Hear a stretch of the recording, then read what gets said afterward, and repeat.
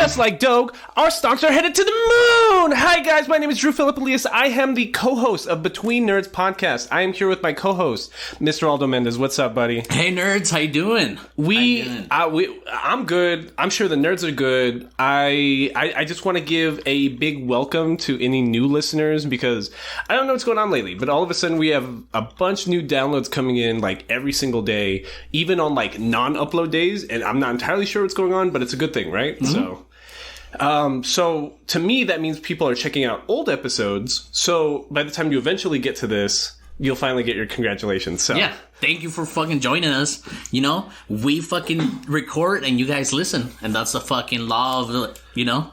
Yeah, it's the law of the land. At the forefront of this episode, I do want to remind everyone to enter our April giveaway by using hashtag Asian Nerds. We will be donating to the Pan-Pacific American Leadership Conference, El Paso chapter, for every like and retweet on original tweets or Instagram posts that use hashtag Asian Nerds. And by using hashtag Asian Nerds in said posts, you are being entered into our April giveaway. And like we mentioned last episode, we didn't have a giveaway last month because nobody entered. So yeah, you guys suck. Yeah, we are doubling up on the giveaway and we're going to get something really big and something super nice. We were looking at like some really nice Fullmetal Alchemist stuff. Yeah, I was looking through some of that stuff. I really like the Alphonse character design. Mm-hmm. So to get a figure like that, then that's... Yeah, that's what's up. If it has to be this big, expensive Alphonse figure, that's what it has to be to get people to help us give back to. Or it could be something else. We don't know. Yeah, we don't know. But what else? Am I missing anything else? No. Please, we haven't retweeted it yet this week. But please go. We're gonna retweet the GoFundMe for my girlfriend's uncle who is currently going through chemotherapy. Mm-hmm. So what's his name? Go ahead and retweet that. His name is Enrique Sosa, I believe. Mm-hmm. Yes. Capi. I know him by Capi Sosa. So shout out to you, brother. I know you're not going to listen to this, but I'll put it out there. Yeah, man. In like the past year, even without going through like medical stuff or everyone's had a really hard year. You know what I mean? So especially what I've been trying to do lately is whenever I see somebody struggling or I see GoFundMe's being posted by friends of family or something, I try giving a little bit of something, even if it's just $1 or $2. Because every little bit helps. It piles up. Yeah, you gotta get up that good juju. Yeah, and that's why we want you guys to use this fucking hashtag. Because, I mean, we're just helping out causes that we think, you know, deserve some spotlight or something, you know? Yeah, because, I'm already thinking about, like, giveaways for next month. And the way the past, like, 2-3 weeks have gone, I've been considering, like, support groups for victims' families of mass shootings and stuff like that. It's horrible. It seems that, you know, throughout this whole quarantine half a year, it's been quiet. Yeah, everyone was just sitting on this hate inside of their houses for a year, and once they realized that people were back out and about, they saw an opportunity, and that's like even more fucked up. And I it's think. Fucking horrible. Yeah. But not to put everybody down, we are going to get into the highest rated anime on myanimelist.com, Fullmetal Alchemist Brotherhood. It is a slog. It's like 64 episodes or something ridiculous. And we were able to watch it in a week. 2 weeks for me, 1 week for you. 1 week for me, yes. I do have a newborn, so I did take a little bit of time watching it. But yeah, I got done with 64 episodes, 67 episodes. In a week, I watch 13 every day. Mm-hmm. So, but you have a permanent anime buddy now. Yeah. And Zaid in like 10, 15 years gets to be like, oh, well, I saw Brotherhood as a newborn. Yeah, and I don't know what you're talking about. Yeah, he gets to be that cool anime gatekeeper in a few years. Yeah, absolutely. It's Fullmetal Alchemist Brotherhood, like it's a Studio Bones production. Studio Bones makes Mob Psycho 100 and What else? What was I just looking at? Angelic Layer, Soul Eater, Orin High School Host Club, Space Dandy, which we fucking love. Skate in the Infinity's getting semi-mixed reviews. A lot of good stuff in My Hero Academia. And the thing about Studio Bones is it's not just the production company, it's the talent they're keeping from project to project. Because the director, Yosuhiro Ide, is the main director of Brotherhood. And a madman, right? And he's a madman. He made Cowboy Bebop. He made Soul Eater again. He made Codebreaker. He's done OVAs for JoJo. And he made the Digimon Adventure movie. And it's just like and even like the sound director for Fullmetal Alchemist Brotherhood is the same sound director for My Hero Academia. Yeah. Like Studio Bones is just like keeping their talent close to the chest, and they're including them in everything, and it's so high quality. And they're doing very good, very good. They're doing so good for themselves. And, well, okay, hold on. Not Fullmetal Alchemist in general, but what is Fullmetal Alchemist Brotherhood? Overthrowing the fucking government, dude.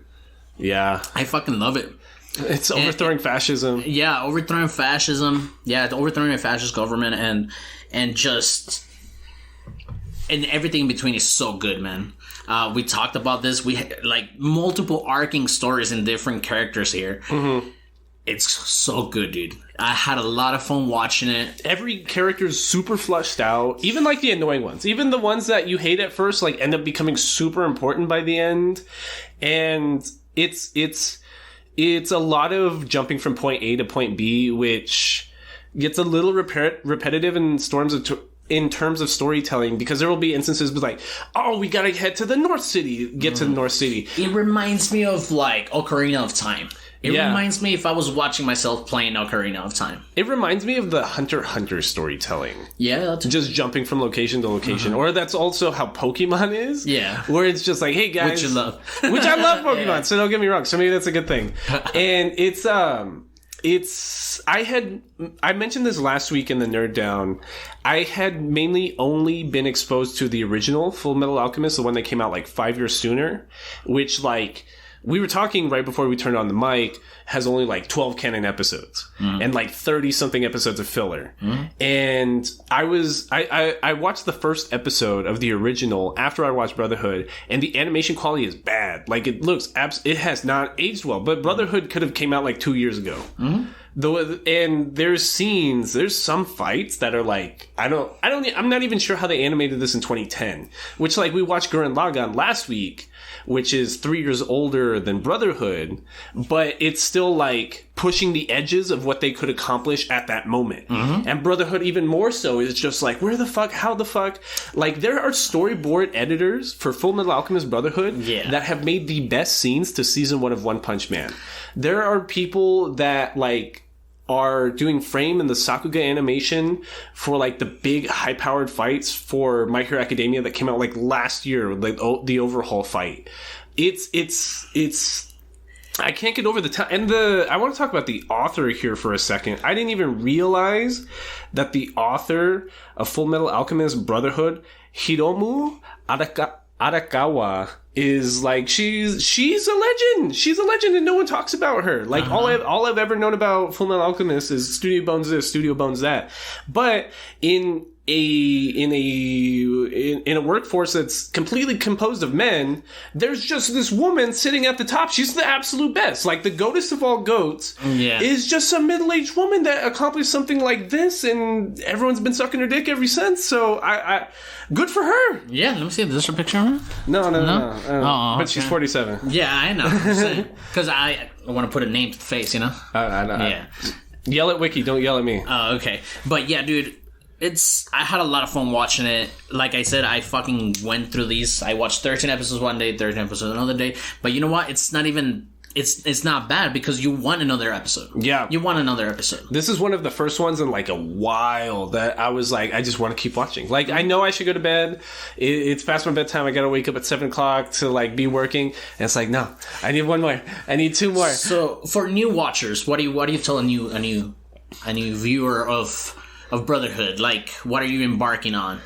It's again just the friends we made along the way. Like, there's like 3 genres of anime, if I could tie it down. Yeah, absolutely. It's not in here, but in general, I would say, like, most of the anime we watch come down to like 3 different things. It's either like it's the friends we made along the way, it's the Fuck, I used a different metaphor a couple weeks ago, and now I can't remember. Whatever, I'll come back to that. I'll make a whole list. Yes. But if I were to tell somebody to focus on things, or like what I want them to take out of it, it's I honestly didn't know what to take out of it at first, because the first season is so tonally different from the other 4 because it's just rehashed episodes of the original Fullmetal Alchemist, which I talked about last week, which is TVMA anime adaptation. This is TV 14. So just there's stuff that like Brotherhood can't get away with, but the tone was just so wrong in the original. It wanted to be gory. It wanted to be edgelordy. It wanted to just to trigger you. It wanted to be like Dead Man Wonderland. So when I'm watching the first couple seasons, I was over focusing on those first 13 episodes. It is a very, eerie kind of plot that they have here. I mean, Fullmetal Alchemist is about 2 brothers, and in this world they're able to use fucking alchemy. And one of the main rules of alchemy in this fucking story is that you cannot get something without giving something else in equal value. So alchemy was like a pseudoscience from the Middle Ages in Europe. Yes, it's like the pre-chemistry. Yes, it is. The idea was if you knew enough about science and matter and chemistry, you could reform any piece of matter into anything else. Correct. And that's what you're talking about. The main tenet becomes equivalent exchange, and the main 2 cast members, Alphonse and Edward Elric, consider themselves scientists over anything else. Because they're like, I'm a scientist, I'm an alchemist, I understand chemistry. I don't need to listen to your voodoo religion bullshit or hear about like... And it starts with them being very young. They're like 6-7 years old. Yeah, and they're just going through their dad. Well, the very first episode in Brotherhood is the Ice Alchemist. Yeah. And it's this guy going absolutely crazy, and this is supposed to be our introduction to like how alchemy is actually going to be treated in the real storyline. It's this guy who's trying to make an alchemic circle, and he's trying to turn the city of Central City into a philosopher's stone, or he's screaming about power, and we're not entirely sure what's going on. And it's just, this is where we get our cast is introduced, because Scar's in the first episode, Colonel Mustang's in the first episode. We see Alphonse's powers and how he's able to transmute things just by touching his hands together. Yeah. And it's like a big... It's fan service for the people that already know what you're getting yourself into. Because nothing's explained in the first episode. You're just going at it. It's not until episode 2 that we get what you're talking about, which is like the flashback of them as kids, and their dad was an alchemist, and he had books, and he just dipped. He did some scum dad shit, and not the worst parent we've seen. Not the worst dad. You don't even realize that till like season 5, though. Yeah. So like the whole time you're watching, you're just like what a dick. Yeah, Hohenheim's the worst. Yeah. And but anyways, yeah.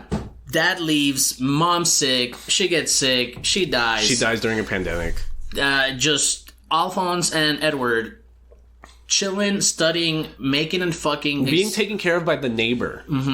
And her granddaughter. Correct. Winry, right. Yes. And I don't even remember what Winry's grandma's name was. They just called her Granny. Yeah. They just call her Granny. I don't even think she ever gets an introduction. But because Winry's parents are dead too, because we start getting allusions to both her parents are dead because there was a really gruesome war where they were both like murdered even though they were doctors. Yeah. Which is like the first thing you're never supposed to do in like... war? Yeah, it's just like you don't use chemical weapons, you don't use biological agents, you don't kill the support staff, and it's so it's just tugging on the heartstrings this whole fucking time. And these kids are smart, they're reading their dad's books, they get a teacher to teach them alchemy, and the first thing they try to do, bring their mom back from the dead. Yeah, which is like there's like 3 rules in alchemy. It's like you don't make gold, you don't fuck, I don't even know. Yeah, but you don't transmutate humans. Yeah, ever. You just don't even attempt it. Because in the whole scheme of this big old realm of what alchemy is, like, a soul is something, like, very valuable. So if you bringing a soul back from the dead, you will have to literally sacrifice somebody else. Yeah. You know? So these dumbasses are like, oh, well, we were able to look up... I'm 9 years old. Yeah, I'm 9 years old, and I was able to look up the exact chemical makeup of a person atom by atom, and I just threw all these ingredients on the fucking floor in my kitchen, and I'm gonna transmute my mom back from the fucking dead. And fucks his brother up. Yeah, and he fucks his brother. So the idea of equivalent exchange is that you can't transmute a human because you can't recreate it from nothing. It's like almost invaluable, which is like the most like Fullmetal Alchemist wants to make it sound like a sci-fi, but it's a fantasy at heart because it's got like demons, well, not demons, but homunculuses and like supernatural powers and stuff like that. It's a fantasy at heart, but because it's a fantasy and not a sci-fi, one of the major like tenets and themes is like the value of a human soul and what it means to be alive, and the value that like you can't kill somebody, because the Elrics never kill anybody. Like that's like their only thing is like I will make things a million times harder for myself just so I don't have to murder somebody. Yeah. So when they fucking decide to do this ritual, they get cucked into like this super like dimension of the truth, they call it. Yeah, air quotes truth, because so what I was trying to get at is because a human soul is invaluable, the law of equivalent exchange says you have to give something of equal value to transmute a human back, but that's not possible. So the truth, when you perform this like evil alchemic sin, it's going to take as much as it can from you, and then it's going to show you the truth, which is just like all information ever. It's all on alchemy. Well, it's just on the world. Just like you see just every truth ever. And so from Edward, it took his left leg, and it took Alphonse's whole body. Yeah. And these kids have been like studying alchemy nonstop for the past like 3-4 years, and we're supposed to know Edward's a smart dude. Like he's the youngest state alchemist ever. So he gets like a dab of his own blood and infuses his brother's soul on the first thing he sees, which is like a giant suit of armor. Which is badass. Like the design is badass. It's super badass. Yeah. It just looks like a giant hunking, like, which is... It's hilarious because Alphonse as a character is such like a whiny bitch, like especially compared to his brother who's so loud and angry all the time. And short. And so... But Edward starts freaking out because he's like, holy shit, I just killed my fucking brother. I just murdered my brother and I'm missing a leg. And like his arm is disappearing and he's getting fucked up. No, his arm's not disappearing yet. Oh, no, that's right. His leg's disappearing, he gets fucked up, and he realizes he just fucking killed his brother, so he just nips his finger, crawls to this fucking armor, does a seal, right? Like a soul seal kind of thing on the armor, and he's like, take anything, take my arm, take my other arm or something like that. Just bring me my fucking brother back. Just give me my brother back. But obviously, he only got him his soul in the fucking thing. So the plot of this narrative is that we gotta get Alphonse's body back.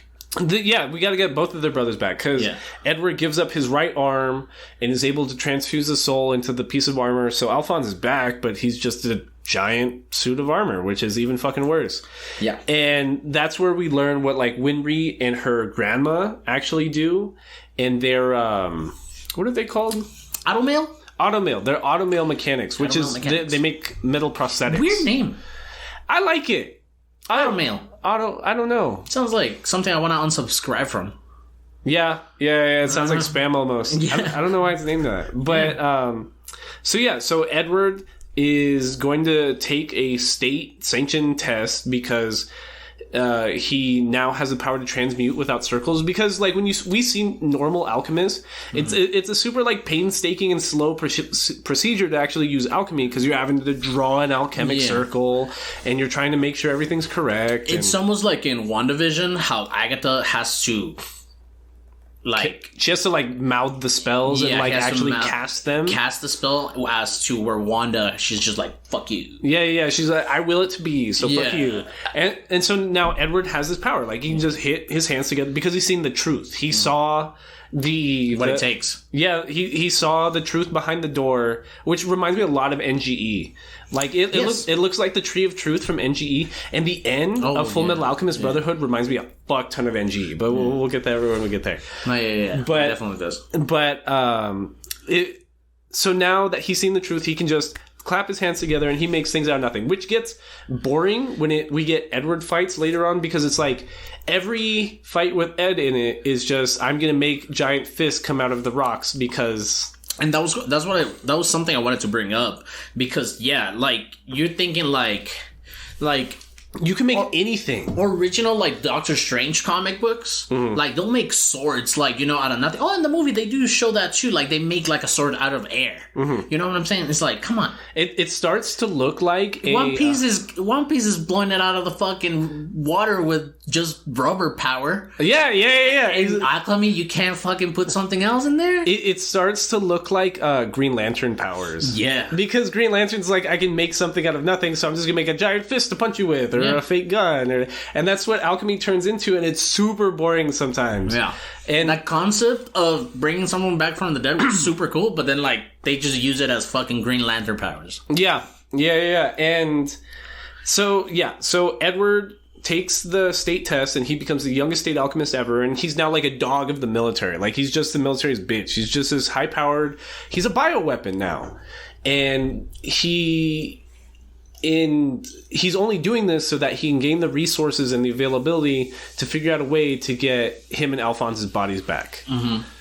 And now he's got Amil, and that's like that's our jumping off point. It's just there's this heartfelt goodbye with Winry, who, like, the whole anime, it's this will they won't they thing between Winry and Edward. And the rest of season 1 is just the exact plot to every other episode in the original Fullmetal Alchemist. Because then from there, once they get their state license, they go to this religious town and they overthrow a fake pope that had a fake philosopher's stone given to him by homunculi who are secretly controlling the government.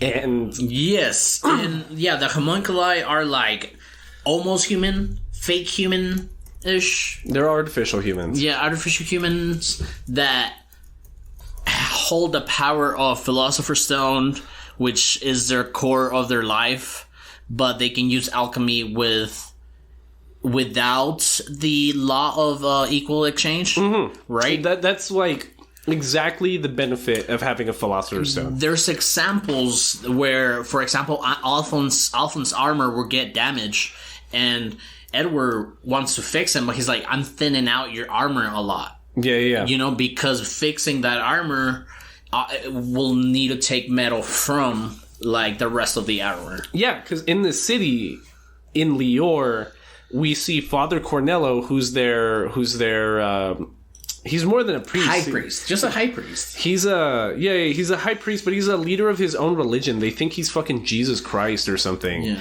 And Edward sees it right away. Like, he sees Father Cornello making, like, gems out of nothing. And he's like, he can't do that. That's fucking fake. Yeah. I know that man has a Philosopher's Stone. And the brothers go confront him, and Father Cornello's, like, super on guard and, like, has, like, his religious order pulling guns on the brothers. And they still kick his ass. Yeah. Because this is, like, the first fight of the anime, and Edward's go-to move is always to change the composition of his automail arm and make it just so that he gets, like, this sword spike sticking out of it. I'm telling you, they have, like, a cool-ass power system, and they don't use it. It's the only thing that gets... Because the fights never switch up until season 5. Yeah. Every fight is the just... same thing. It's just, I made a spear out of the ground. Yeah, well, I made a sword out of my arm. Yeah, but then again, if you want to be a nerd about it and think about it, you're like, okay, he needs to give up something for something else. And Edward doesn't want to kill anybody, so he's not going to transmute, like, a gun or anything like that. Yeah. Poison in your nose, here you go. Yeah. I've changed the composition of the air, and now you just breathed arsenic cyanide. Yeah. But, dude, very cool. So... yeah, he wants to use his power in the military to get to a Philosopher's Stone to get Alphonse's body back. Right. And Edward breaks Father Cornell's Philosopher's Stone, and he finds out it's fake. But like the only character that matters in this episode for me that always sticks out in my head, even from the original, is the character of Rose, because Father Cornell had lied to this girl who had become like an advocate for the church, that he could use his powers to bring her fiance back from the dead. Like, she almost shoot Edward in the face because Father Cornell told her to, and Father Cornell was like, Rose, don't you want me to bring your fiance back? How am I going to do that unless you shoot Edward Elric in the face right now? And she's like, and this episode, it gets real because people do suffer from this shit. You know what I'm saying? It gets very real because, you know. But this episode was better in the original because it's like twice as long and it's gory. It's fucked up. Like, it's like a meme when Father Cornell loses in Brotherhood because it's so goofy and cartoony. It might as well be a Looney Tunes animation the way he's just getting punched around. But in the original, it's like people are losing limbs and blood and screaming and suffering, and it's so... It's because like anime was just darker in like the 90s. It made me think of Berserk. Yeah, that's what I was gonna say. It like everything needed to be Berserk for like a while. It's because it's good. I like it. Which is fine. And that's why I almost wish the first season just wasn't even here. Yeah, I liked something like that instead of something that pretends is gory, like Parasite. Yeah, Parasite wanted to be scary but didn't have the budget for it. Yeah. Whatever. Anyways, we get to the... So after that, he tells him about the homunculi, right? No, we as an audience meet the homunculi because they're in the church and they're like, Father Cornell fucking failed. And that's where we meet lust and gluttony and envy. Right, because one of them's shape-shifting. Yeah, because envy's a shapeshifter. Yeah. And the next episode is an Alchemist Anguish, and this is more an introduction to our main villain for like the first 2 seasons, being Scar. And he's just this guy, an Ishvalan, this brown man with red eyes. Again, I'm telling you, the whole story reminds me of Ocarina of Time. Who does Scar remind you of from Ocarina of Time? The desert? You know what it reminded me of? What? Since like all of... Amestria, the country that we're serving, it reminds AOT. It is, but it isn't. Okay, so you're right. It's like it's an industrial age, like pre-World War I Europe, but it reminds me more of England. And and so the plot with Scar and the what's his race? I just forgot his name. With the Ishvalans and the Ishvalan uprising reminds me more about how like the British Empire treated Indians in India. Yeah, India. I was gonna say India. And China too. But like because he's brown. He's supposed to be Indian, right? Yeah. So we learned this backstory that like Ishval was a country to the east of Amestria, and Amestria one day was like, "Hey, we fucking want your land. Yeah, we're just gonna occupy you." Which we know why it happened. Yeah, we find out later that there's like a bigger plot as to like why that mattered. Which this is why this anime is great, because you're watching and out of nowhere this character that in Brotherhood, not in the original. When you're watching this, you get introduced to a character. And then 4 episodes later, you're like, holy shit, this character's still here. Yeah. It's like... There's people... Like, my least favorite character is introduced in, like, the 2nd episode of Season 2. And, like, he turns into, like, my favorite character by, like, the end of Season 5. And I absolutely hated him for all of Season 2. Anyway, so Scar, because his brother and his whole family and his whole civilization and his race were killed by the Amestrians just to occupy them. Because fuck you.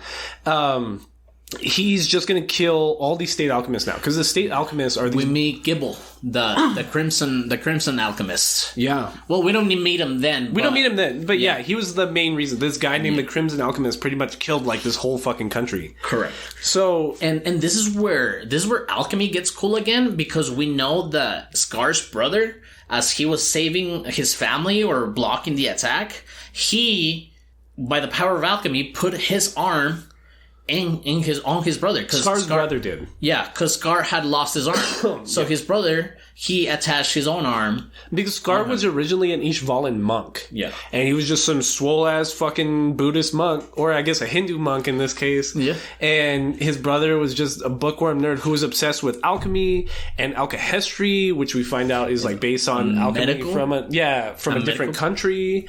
And there's two sides to alchemy. There's deconstruction and reconstruction. And Scar's brother was able to put both of these super awesome transmutation circles that accomplished both of those things on each of his arms. His right arm had the deconstruction, his left arm had the reconstruction, and that's how his brother was going to cheat alchemy out in the same way like Edward does, just by using alchemy with his hands. Correct. So, the Crimson Alchemist is destroying Scar's East Volantown. And dude, fucked up. Yeah. Like, full-on genocide. Yeah, just straight genocide. He, like, with a smile on his face, just jumps out of a building. He's like, hey, losers, I'm here to murder all of you. And not only that, like, the soldiers that, went with his orders, and they're just killing people, like, on walls and boom, dude, it's just fucking full-on genocide. Yeah, it's and crazy. That's why all the military characters we meet, like the rest of season 1 and season 2, dude, the Armstrongs are my favorite, bro. I love the Armstrongs, but what I was gonna say is they're all kind of smiling through pain almost, or like it's because they've all performed these ugly things during the Fallen Uprising, which wasn't even uprising. It was just it was just genocide. It was in a USA insurrection not insurrection. I'm sorry, when they showed democracy to another country. Yeah, you know what I'm saying? It's exactly like that, and it's just like, hey, we're just gonna bring our whole military into your country to protect you. But if you touch our military at all, we're going to fuck you up. Mm-hmm. And that's exactly what happens. Supposedly what called the Ishvalan Uprising was the shooting of a Ishvalan kid in the middle of town. By an Amestrian soldier. Correct. And so, because they knew the Ishvalans would get mad because they just shot a little fucking girl in the face, they had to bring in the rest of the military to quell the uprising. Like, that's fucked up. Guys, nerds. We're just describing the first fucking character that it's introduced, Scar, and telling you he's staying until the end, and it's just crazy. But yeah, what else did you want to say about Scar? Yeah, we meet Scar. He beats the fuck out of Edward. Yeah, he's killing state alchemists. So he's killing somebody known as, I don't know, his name was like the Steel Alchemist or something. He was just like this guy that would make a bunch of guns. He wants to kill Edward Elric because he's a Fullmetal Alchemist and he's like the most famous fucking guy because he's a fucking child. He was trying to kill Major Armstrong, the Stone Alchemist. What was Armstrong's official title? I don't know. Muscle of the Power? I don't know. He was just a big mustachio guy. I just can't remember what his title was in the Alchemist, whatever. He's trying to kill Colonel Mustang. He's trying to kill Führer Bradley, and Führer Bradley, we think he's cool at first. Führer. I mean, they say the they Führer. Say Führer. The Führer is like the Fury. Is like what you called Hitler in Nazi Germany. Yeah, you know. Yeah, like they're not trying to tell you this is not fascism. Yeah, they're telling you from the front, which like. They make him the nicest character. He's the nicest dude. He's cool. He's got a badass sword. He's got an eye patch. Yeah, he's smart. Yeah. He's polite. And he's just the coolest fucking guy. Yeah, like, he has the power, but he doesn't look like he's just like, a capable old dude. You know what I mean? He's like, oh, thank you. I appreciate you. Blah, blah, blah, blah, this and that. And at this point, as a first, if you're a first-time watcher, you're not going to know what the fuck's going on. Yeah. You barely understand Scar's motivation. You still think that this is about Alphonse's body. Mm-hmm. You know what I'm saying? You still think that, it's very shallow. Yeah. You know? And so from there, like the first season and a half of Brotherhood are just Alphonse and Elric. Alphonse and Edward jumping from location to location, just trying to get whenever they hear like a lead about somebody that's maybe made a philosopher's stone, or they've found like somebody super capable that maybe can transmute bodies, they just go to hang out with them. So This is what I told Vianney. I was like, babe, you want to watch this anime that we have to watch? It's a really long one. I was like, yeah, I'll watch it with you. She watched all the way up to Nina, the end of Nina and Scar. That's episode 4. But I just told her, it's about these 2 brothers that tried to get her mother back from the death. Mm-hmm. That's all I told her. She watched it. She was like, oh shit. She was like, oh shit. And then, oh shit. And then, like, now that we get to this point, it's too much. Again, we meet. They do decide to go see people that know a lot of alchemy. So we go see that retire. Well, he's not retired. Shao Tucker, the sewing life alchemist. Yes. He originally got his state license by presenting a chimera to the state alchemy board. Which we know it's a human and an animal combined. A chimera is any animal splicing, basically. Because in his lab, he has, like, frogs with fish. He has just weird shit. Dogs with more dogs. I don't know. And a platypus. But what the military wants is they want a conscious chimera. They want another bioweapon. That's all this fucking anime is about, is the military trying to make bioweapons.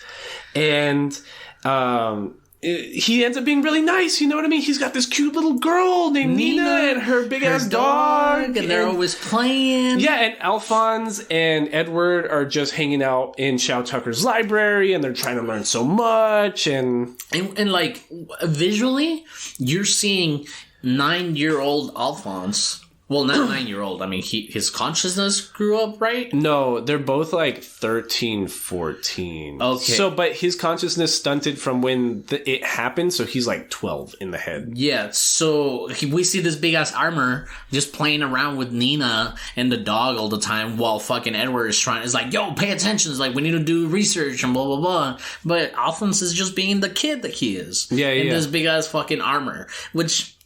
This is what I like about anime. It's trying to reel you in. You know what I'm saying? It's like it's giving you character. Yeah, which I like. Absolutely, and this also hits more in the original because they spend more episodes on it. Because right now it takes like an episode of introduction and killing them off by this point. Because what we find out from Shao Tucker is that his wife left him the same day that he was able to make a talking chimera. Because what he did is he just fused a dog with his wife and presented that to the military as some super advanced fucking chimera.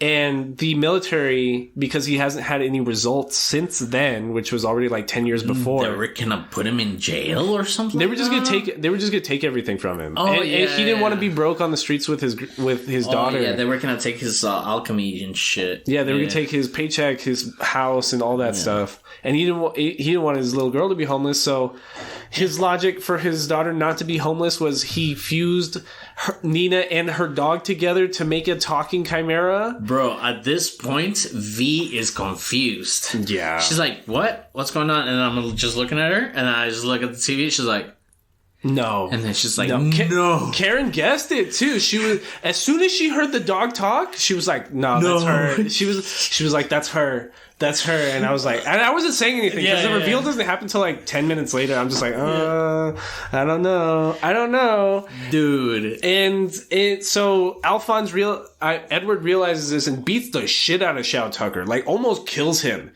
Edward's like, dude, like if you keep punching him in the face, he's going to die. And it feels deserved. You know what I mean? Like you don't feel for Shao Tucker. Fuck that guy. Yeah. He killed his daughter and her dog to get a paycheck. Fucking asshole. Yeah. And like they keep the Elric brothers will tell you straight up, they're like, we can't unfuse them now. They're like stuck together. Like he just fucked up these 2 lives. And so Shao Tucker and the Chimera are locked in the house by the military once the Elric brothers snitch on him, and he's just all crazy, feeling bad for himself, and the dog's just being weird and talking, and Scar breaks in. Yeah, soft plot. Yeah, Scar comes in because he's cunting capable alchemist. Yeah, all state alchemists. Everybody that's a state alchemist just needs to die. And so he's just killing pieces of the military, getting into this house, and he's like, hey, are you the sewing life alchemist? He's like, yeah, why? He just murders him with his demon arm. Yeah. And that, because it's his arm, because it's deconstruction part of anime, he can just like touch something and it just like disintegrates into like pieces. he himself, he doesn't know alchemy because he was a monk. Like his brother, that was his thing. But because he has his brother's arm, he already has those circles that he doesn't have to do. Yeah, so he's just like, wow. And this is where we learn that Scar's a multi-dimensional character too, but not just because he's trying to avenge like his homeland, but he has a moral compass. Like he sees the monster chimera that was Nina, that Shao Tucker created. He's like, you poor thing, let me put you out of your misery. And he just like zaps it. And which is like appropriate, you know what I mean? Like you would want a monster to be put out of its misery, but it's still fucked up because it was a little girl. Yeah. Which it's Shao Tucker's fault. It's not Scar's fault. I don't feel bad for him. Yeah. But that becomes another motivation. I don't blame him. That becomes another motivation for the Elric brothers to beat the shit out of Scar too, because they loved Nina. And they were like, you fucking monster, how dare you? And that's where we meet what's his name? The guy with the glasses in the flat top, the military guy. The flat top? Oh, Havoc? Yes. What's his first name? Sergeant Havoc? Yeah. I can't remember. He works... Or Hughes. Yeah, Hughes. Major General Hughes or something. Yeah, Major General Hughes. Yeah. Major General Hughes is like this guy that works in Central, which is where the Elric brothers are right now after this shitty stuff. And he's a family friend or some sort, right? He's just a nice guy that works for the army because the Elric brothers are reporting to Colonel Mustang, who we know to be the Flame Alchemist or whatever the fuck his name is. He's like the male Sundari. Yeah, he's just this asshole. He's just like brooding and like and super moody, but you can tell he's smart. Yeah. But his best friend is Major General Hughes, and which is a super nice guy. A super nice guy, and like the Major General is like a high fucking title. You know what I mean? It's like he's right below a general, and he every time he's on screen, the joke is like, hey, do you want to see a picture of my daughter and my girl? Hey, do you want to see a picture of my daughter and my girl? Aren't they so cute? Don't I have the cutest family ever? And that's the kind of guy he is. And he's always using the office's phone for personal calls. Yeah, he'll just call up Colonel Mustang, just be like, hey, what's up, dude? How you doing? Have you heard about how cute my daughter is? Like, yeah, I don't want to know about your daughter. And so Major General Hughes knows the Elric brothers have been through some shit, and instead of letting them get a hotel, he's like, you know what, just come stay with me, bro. Like, you can come hang out with my daughter and my wife. You're more than welcome to it. And it's like that same dynamic that we just had with Nina. Like, the Elric brothers are just great with kids, you know what I mean? Like, they're just fucking saints when it comes to toddlers and children. And they fall in love with Hughes's family, and he just ends up being the coolest guy, and he has the coolest wife, and they're the nicest people. And we feel for the guy. But the thing about Hughes is that because, again, he's like everybody else that saw some shit in the Ishvalan world, in the Ishvalan uprising and their war. You know, he's fighting his own demons too. Like, he's got some fucked up shit in the back of his head that he's like trying to fight off. It almost reminds me of that character from... Man, what's that character? Oh, fuck. Oh, yeah, the character from Akame ga Kill. The guy with the gimp mask and like the fucking flamethrower. Oh, yeah. Yeah, it almost reminds me of like that kind of character. Yeah. Oh, yeah. He had a noble arm that was just a flamethrower. Is that what they were called in Akame ga Kill? Noble arms, right? Those the noble arms. Yeah. I forgot who you were talking about, but you're exactly right. Yeah, like he like really likes his family, but he does have those, like you said, those thoughts about what happened in that war. Mm-hmm. But he's a really nice guy. With his family. Like, he loves his family. He's cool now. Yeah. Fun. I'm reading the episode descriptions, and basically the next episode from there, we've spent all this time only talking about 4 episodes. I don't know how we're going to get through 5 seasons, because the next episode after there is like they find Scar in Central and he escapes. Yeah, which isn't all that exciting, but like it happens, and you need to know it happens, because that's the first time the military gets an eye on who Scar is. And he like just makes he ends up fighting Armstrong. Major Armstrong. And Major Armstrong ends up being like everybody's favorite character, kind of, because he's just this big, giant, bald dumbass, but he's also a nice guy, you know what I mean? And what we don't find out till later, which ends up being like even better on his part, is that he's only a major despite him having this super important Armstrong family name, because he had to leave the Ishvalan War because he was like, I'm not going to murder these people. He was discharged from like his post in the Ishvalan War because he was like, yo, dude, it's like he was crying. I'm not going to murder children, bro. I'm like, nah, dude, I'm not going to fucking do this. And he just got boop. Dude, I love the Armstrong. The Armstrongs are fucking cool. In my book, I think they were like the coolest brother. It's because Fullmetal Alchemist is so well constructed with a lot of elements, and we have like a couple of brother and sister. You know what I'm saying? And they have their own fucking arc, and it's so good. Mm-hmm. You know. But, we meet them, and then, we go... I know you're saying that we've just been talking about 4 episodes. I mean, we're like 40 minutes in, 44 minutes in. But, I mean, it is what it is. It's fucking Fullmetal Alchemist. It's the best rated fucking anime in... I agree completely. Because what ends up happening is... we learn about somebody... So we know we're hunting up Philosopher's Stone. After our interaction with Father Cornell, or whatever the fuck his name is, we know that to create something from nothing, which is how we're trying to get our bodies back, we need a Philosopher's Stone. Yeah. So we have to go hunt wherever we hear news about the Philosopher's Stone. Because you don't need that exchange back. You don't need... That's why they want to use it. Yeah, so we go to the Central Library, and that's where we find out it was burned down. The biggest piece of knowledge in like all of this whole country was burned down, and it's like what's that really famous Roman library that got burned down? It's like the Library of Alexandria or something. It's this really famous story about how people from sub-Saharan Africa raided Rome, and they destroyed like this super famous library. And like people speculate on like how much further we'd be along as a society if we had that information. Yeah. It's like the Red Sea Scrolls or whatever. I get you. Well, I think the Red Sea Scrolls are based off the Bible, though. No, but like it's like shit like that. It's like the... Because Pompeii also had a lot of shit like that. Yeah, you know what I'm saying? Yeah. Like if we would have had that information back then that way it would have been fucking crazy. Yeah, you know. Yeah, so that's where we meet somebody named Sheska. So at the same time we have 2 people, Denny Brosh and Maria Ross, who are Colonel Mustang's people, following around the Elric brothers because they keep getting jumped by Scar. Mm-hmm. And the last episode where Scar escaped, like half of Alphonse was disintegrated by Scar, and Scar was able to fuck up Edward's arm. And so they're both garbage. And without his arm, Edward can't perform alchemy anymore. Yeah. And that's when Wimry comes into the story pretty hard, because she's the mechanic. When she grew up, she became Edward's love interest plus automail mechanic.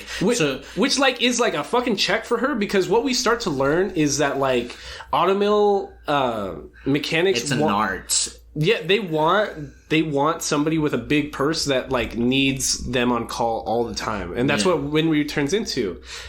But what I was gonna say is that I wanted more upgrades for his arm and everything. Yeah, because we meet characters that do get automail upgrades. They get super crazy ones, and they're just getting like, "Oh, your arm gets cold. Let me change that for you. I'm gonna give you a carbon fiber arm," which is cool. Don't get me wrong, but it's yeah. They could have done a lot more. Yeah, because Edward and Alphonse have to go back to Risenbull, which is their hometown, to meet up, to go get Winry and be like, yo, I'm fucked up, can you fix me? And on the way back, Winry nerds out about automail, so then they end up having to go to the super automail capital of the town. Correct. Of the country. Yeah, and it's like a big-ass like fair, or almost convention outside. Uh-huh. And they just look all this shit. But yeah, what I was gonna say is that she comes in, she always gets mad that fucking Edward's getting in danger because she has to fix her arm. She fixes it again, and then he meets the homunculi at this point, right? He meets who meets who? Edward. Edward meets who? Edward and Alphonse meet one of the homunculi, right? Who? because they don't meet Greed until the end of season 1. We're on like episode 6. Oh, okay, that's right. Because so episode 6, they go back to Risen Bull, they get fixed up, and then they go back to Central, and that's where they're trying to find Dr. Marco's notes. And that's where we find out the library was burned down. And that's where we meet somebody named Sheska. She's just like this OCD chick that like was able to memorize the manuscript of everything in the library. Mm-hmm. You don't remember Sheska? Sheska. Remind me. She's got glasses, brown hair, and like she's super nerdy. Yeah. Are you just saying that, or do you remember? No. I do. Show me. So, and what they end up doing is they're asking her about You Phil. me. Hold on. It doesn't matter what she looks like. Yeah. Because what they're trying to find out is they're like, hey, we know this guy named Dr. Marco was a super accomplished researcher with the state, and he was a state alchemist, and I know he was working on Philosopher's Stones. Do you know anything about them? And she's like, but the book's burned down. But it just so happens that I remember every book I've ever read. So she copies the manuscripts by hand, which ends up being like pages on pages on pages of stuff. You're right, yes. And it ends up being a cookbook. Yeah. And the Edward's his escorts, like the military that's following him around so he doesn't get jumped by Scar, are like, oh fuck man, like what are you gonna do? It's just a cookbook. This isn't what you wanted. He's like, no, it's a code. All accomplished alchemists like hide everything as a code. Yes, I remember now. And me and my brother can figure it out. They're just laying it out. And the end of the episode gets super sad because they're able to decipher the code. They go through all the manuscripts after locking themselves in this room for like 2-3 days. And they're just like, we can't fucking go through with this because the key ingredient for Philosopher's Stone is human lives. Mm-hmm. And that goes back to what we were talking at the beginning, that like a human life is this intangible thing that like the only thing you can make something from nothing is a human soul because it's so powerful and it's worth so much.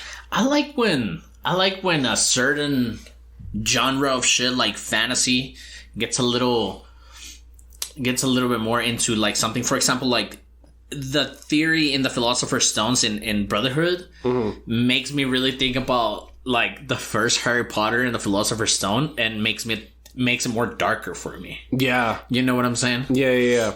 And yeah, I think this is more akin to like what a Philosopher's Stone was in like fantasy literature previously. I like how like it fuses with other medias. No, yeah, exactly. And so they're super distraught. They're super fucked up. The Elric brothers are like, yo, what the fuck are we gonna do now? We just basically hit a brick wall in our mission to get our bodies back. Because we're not gonna fucking sacrifice. We're not gonna murder anybody. Because that's the thing about whenever they're in fights is like Edward tries not to kill Scar. Yeah. Because he's like, I'm just not going to kill anybody because he's a good guy. And that's what's annoying because in like season 5, they're still doing that. And the villains are like, dude, like, I'm going to fuck you up because you won't just murder me right now. Yep. And what's next after that? Episode 8, The Fifth Laboratory. At the Fifth Laboratory, Alphonse fights Barry the Chopper outside and faces Slicer. And Edward faces Slicer inside. Because, so that's our next piece of evidence. After the dead end with the Philosopher's Stone, we find out that there's like this secret research facility in Central. They call them labs. Yeah, so it's the 5th lab, right? Mm-hmm. Yeah, so Edward goes to this 5th lab and we see this almost ritual thing. Mm-hmm. But he didn't know what it was. Mm-hmm. Because there was an emblem that was broken. Yeah. And he couldn't see the exact, like... Well, so they're going to this lab with this high security, and the fucked up thing here is we start meeting inanimate pieces of armor with souls attached to them, like Alphonse. And that's who Barry the Chopper and Slicer are. And because Slicer was 3 people. Yeah, because Slicer was 3 different people, and Barry the Chopper is just this manic, like, what's that butcher guy from England during the turn of the... Jack the Ripper? Jack the Ripper. Yeah. He's like a Jack the Ripper kind of character, and he's fucking with Alphonse's head, and he's like, how do you know you're even your brother's brother? Like, how do you know you're just not some anonymous soul that your brother pulled out of nowhere, and you have implanted memories and shit like that? Jack the Ripper, presumed to be royalty. Really? Yeah, because his cuts were very good, so they think he was in medical school. Shut the fuck up. Which not a lot of people were able to do. That's scary. That's even scarier. Yeah. And so what you're describing is Edward makes it to the bottom of the 5th laboratory, and he's fighting Slicer, who's 3 different souls in each section of armor. But we find this giant alchemic circle, like, in the middle, and it looks like a ritual, and where, like, there's bloodstains everywhere, and, like, bodies have been, like, sacrificed here. And Edward's able to be like, yo, they're making Philosopher's Stones right fucking here. And I can see that just based on, like, this circle and all the blood. And so he beats Slicer, but then the homunculus come through. Envy comes through, the shapeshifter. And Envy's so mad that Slicer just spilled all the beans to Edward that he just kills him on the spot. And Edward knows that this is 3 people, so he's fucked up. He's like, oh, fuck, you just murdered 3 people in front of me. He's just, like, scratch off the fucking little emblems. The soul seal? Yeah, the soul seal. Super fucked up. Yeah, fucked up. Super fucked up. And he almost... No, he lets Edward get away. Because he's like, you're going to be a sacrifice. We can't let you die yet. Yeah. And from there on out, that's like the new main mission here is just like, we got to figure out who the fuck the homunculus are. Yes. How is Envy able to get into this military base that's supposed to be super secure? And by this point, we get introduced to a lot of homunculi. So we get introduced by Envy, which is a shapeshifter. We've seen Lust, we've seen Gluttony. And then Lust. And then we have, at this point, we start getting to see that Greed comes into the picture. Greed's at the end of season 1. Yeah. Because, okay, so that's what's happening from about there is they go reintroduce us to their teacher, and... By the way, best couple ever. The teacher and her husband. The meat guy. He's just a super big guy, and she's just like this super frail woman, and... Their story's fucked up, too. Yeah, their story's super fucked up because she's able to perform alchemy without the use of her hands because she's seen the truth. Because she tried to do human transmutation on her dead fetus because she gave, like, stillbirth. Yeah. And that's a super, super fucked up story. And we learn about how she was as a teacher, and she was a hard ass. Like, she just dropped them off at an island one day and was like... It almost reminded me like Shinji's kind of... I'm sorry, Shinji's story from One Piece. Yeah. Like, he just gets stranded in an island. It's not that bad because they have to survive 30 days on their own, but they have each other. So that's fine. But by the end of it, what they learn about alchemy is that everything's connected. They're like, the bugs are connected to the grass, are connected to the air, are connected to us, connected to the water source. And that's what alchemy is supposed to be. It's you understanding enough about nature and the natural world to be able to manipulate it as you see fit. Correct.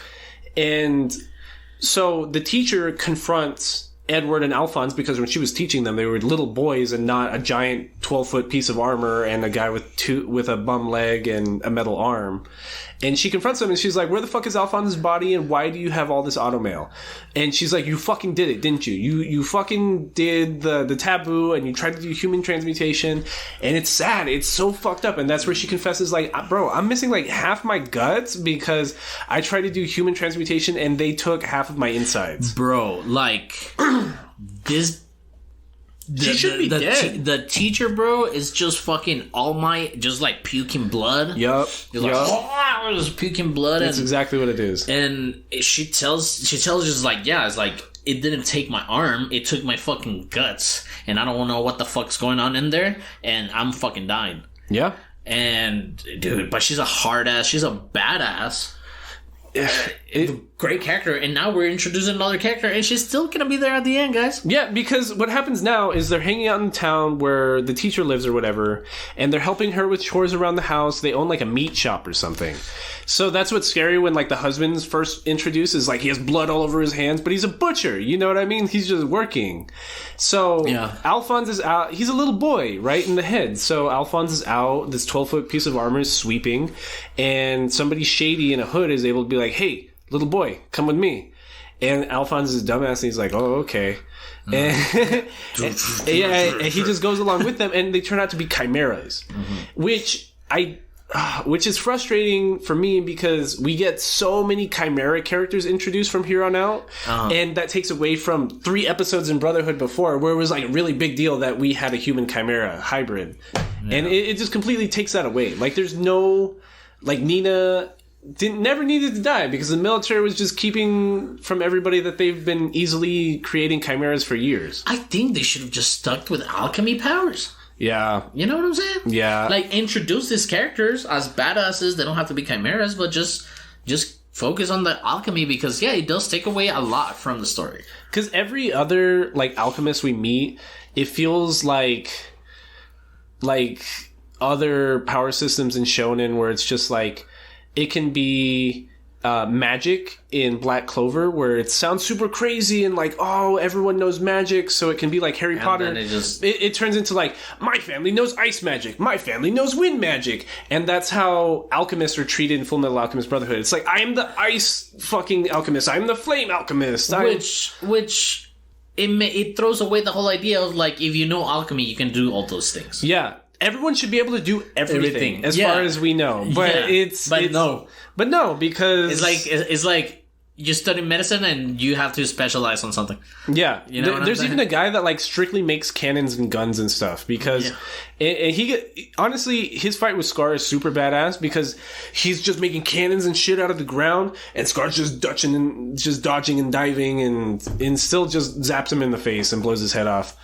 Anyways, so Alphonse has been kidnapped by chimeras, and there's a snake chimera living like inside of his armor, and that's how they're gonna lure Edward down to where they're hiding in the sewer so that they can try to recruit him for whatever mischief they're doing. And that's where we meet Greed, who ends up being like my favorite character throughout the rest of the anime. I think Greed has the best story arc. Like, I thought so too, dude. Right before we started fucking recording, his arc alone, it's a fucking solid story. Yeah. And not just that, like Greed and Ling.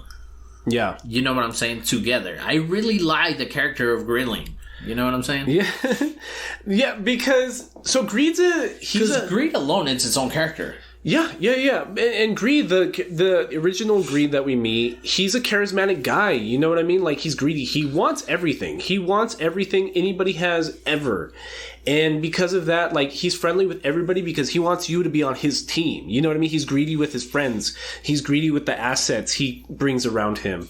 And every homunculus, although they have their character quirks because they're named after a certain piece of personality. Like a 7 sin kind of thing. Yeah, that's exactly what it is. But he has powers that are unique to the Greed guy. And his is like the impenetrable skin. So, like, he's semi-immortal. He can regenerate, like, his head and body parts. And that alone is just a power of a homunculus. Yeah. To be able to not die.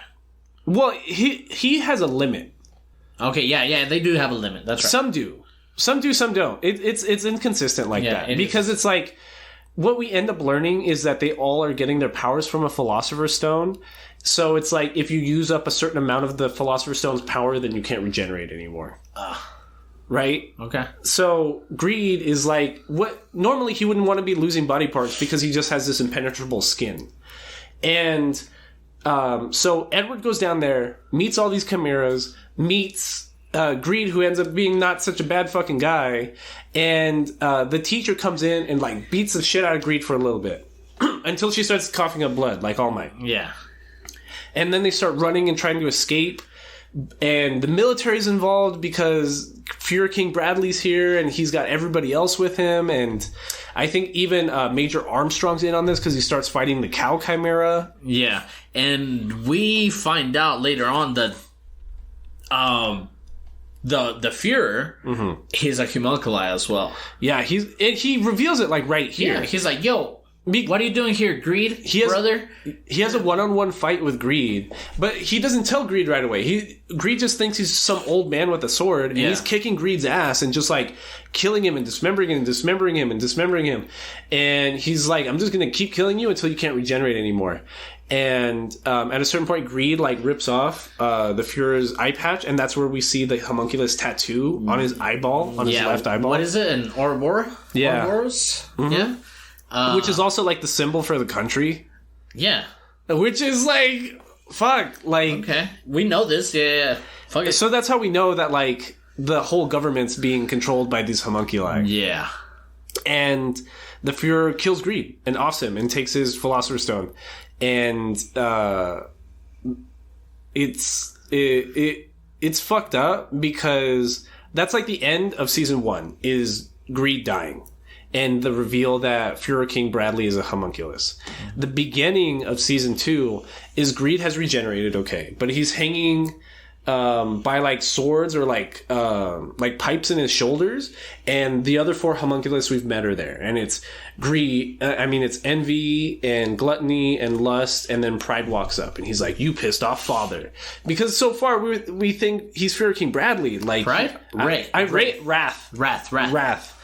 And we think, like, you know, Wrath must be the most powerful homunculus, or he's the best fucking guy. Uh-huh. And that's where we get the reveal where it's like, "You upset father," and then we get this pan away to this blonde guy with a beard, and he's like, "Yeah, dump him in the magma." And that's how they reduce the personality in the Philosopher's Stone back to father, and by like melting his homunculus body in literal like molten magma, and then he reabsorbs him, and he just waits to create another Greed later.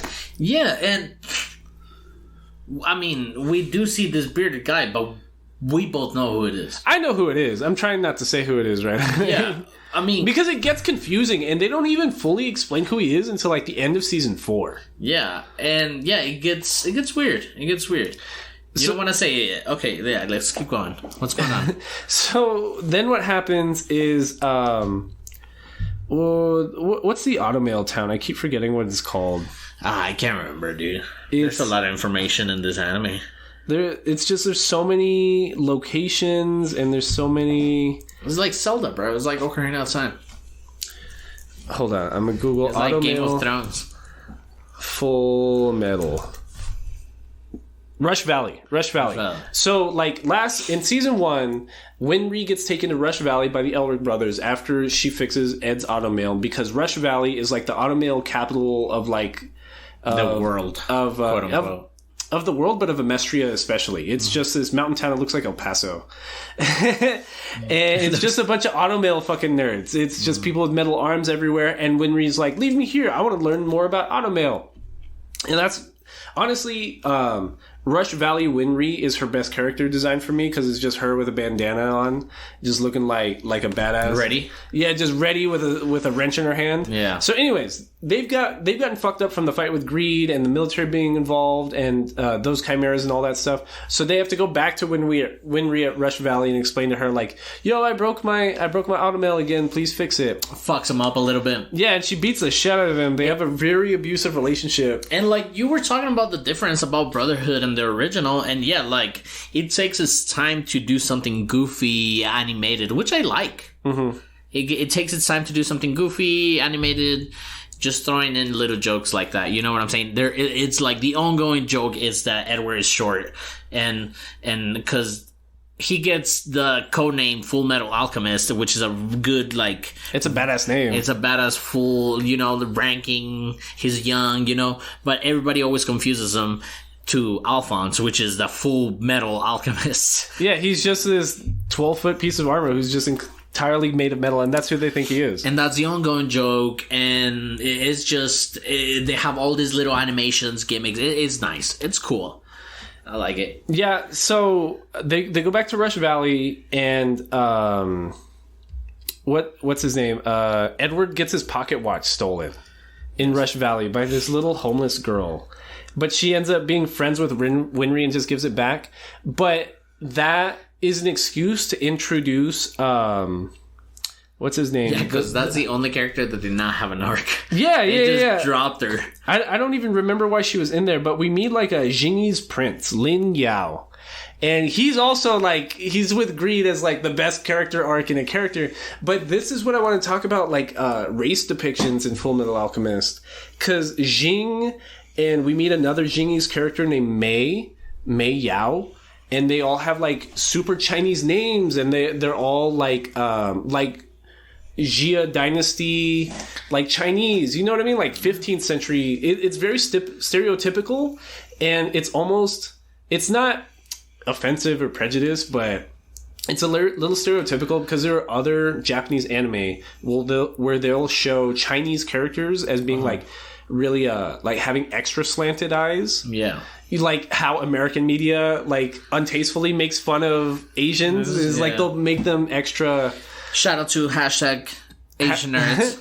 Yeah, we're trying not to be offensive, Yeah, but we're calling it out. Yeah, because it's just funny like that because even the name Jingese, it sounds like Jia and like. Bro, before we started recording, we were talking about Dragon Ball. Yeah, and like how racist it is. How when I was young and I did not know that Mr. Popo's character was supposed to be an Indian dude. It's just a literal Indian person. Like, it's not an alien. It's not like... I just thought it was some other, alien like Piccolo or, anybody else. But, dude, yeah, it gets pretty fucking weird. Yeah, and it reminds me... I was playing Persona 5 Royale this week, which, like... It's taken me super long to finish Persona 5 because I was playing the free version of Persona 5, but then I found out that as opposed to just doing DLCs, that there's like a bigger expanded version of Persona 5. You paid for the racism pack? I paid for the racism pack apparently because there's a point in the game where these high school students are going to go vacation to Hawaii, right? And when it first introduced, I was like, oh, that makes sense. Like, where do Japanese people vacation? Probably in something like Hawaii, because it's still Pacific Islands. It's a 5-hour flight, which is long, but not like too long. But it's a different country. It's the United States. It's a different culture. But like the depiction of Hawaiians in Persona 5 Royale is so bigoted and stupid. Like, it's not... You would have thought it was like sub-Saharan Africa, bro. Did you take a picture of it? Can you show me? No, I didn't take any pictures of it. But like the shading of the models, you would have thought that it was literally like sub-Saharan Africa that they were visiting, as opposed to Hawaii. Yeah. And I just think it's just weird how we get to see like how Japanese people view different cultures. Because what's the name of that Vietnamese stand-up comedian? He's bald. Joe Coy. Joe Coy has a joke about this, about like the Asian hierarchy.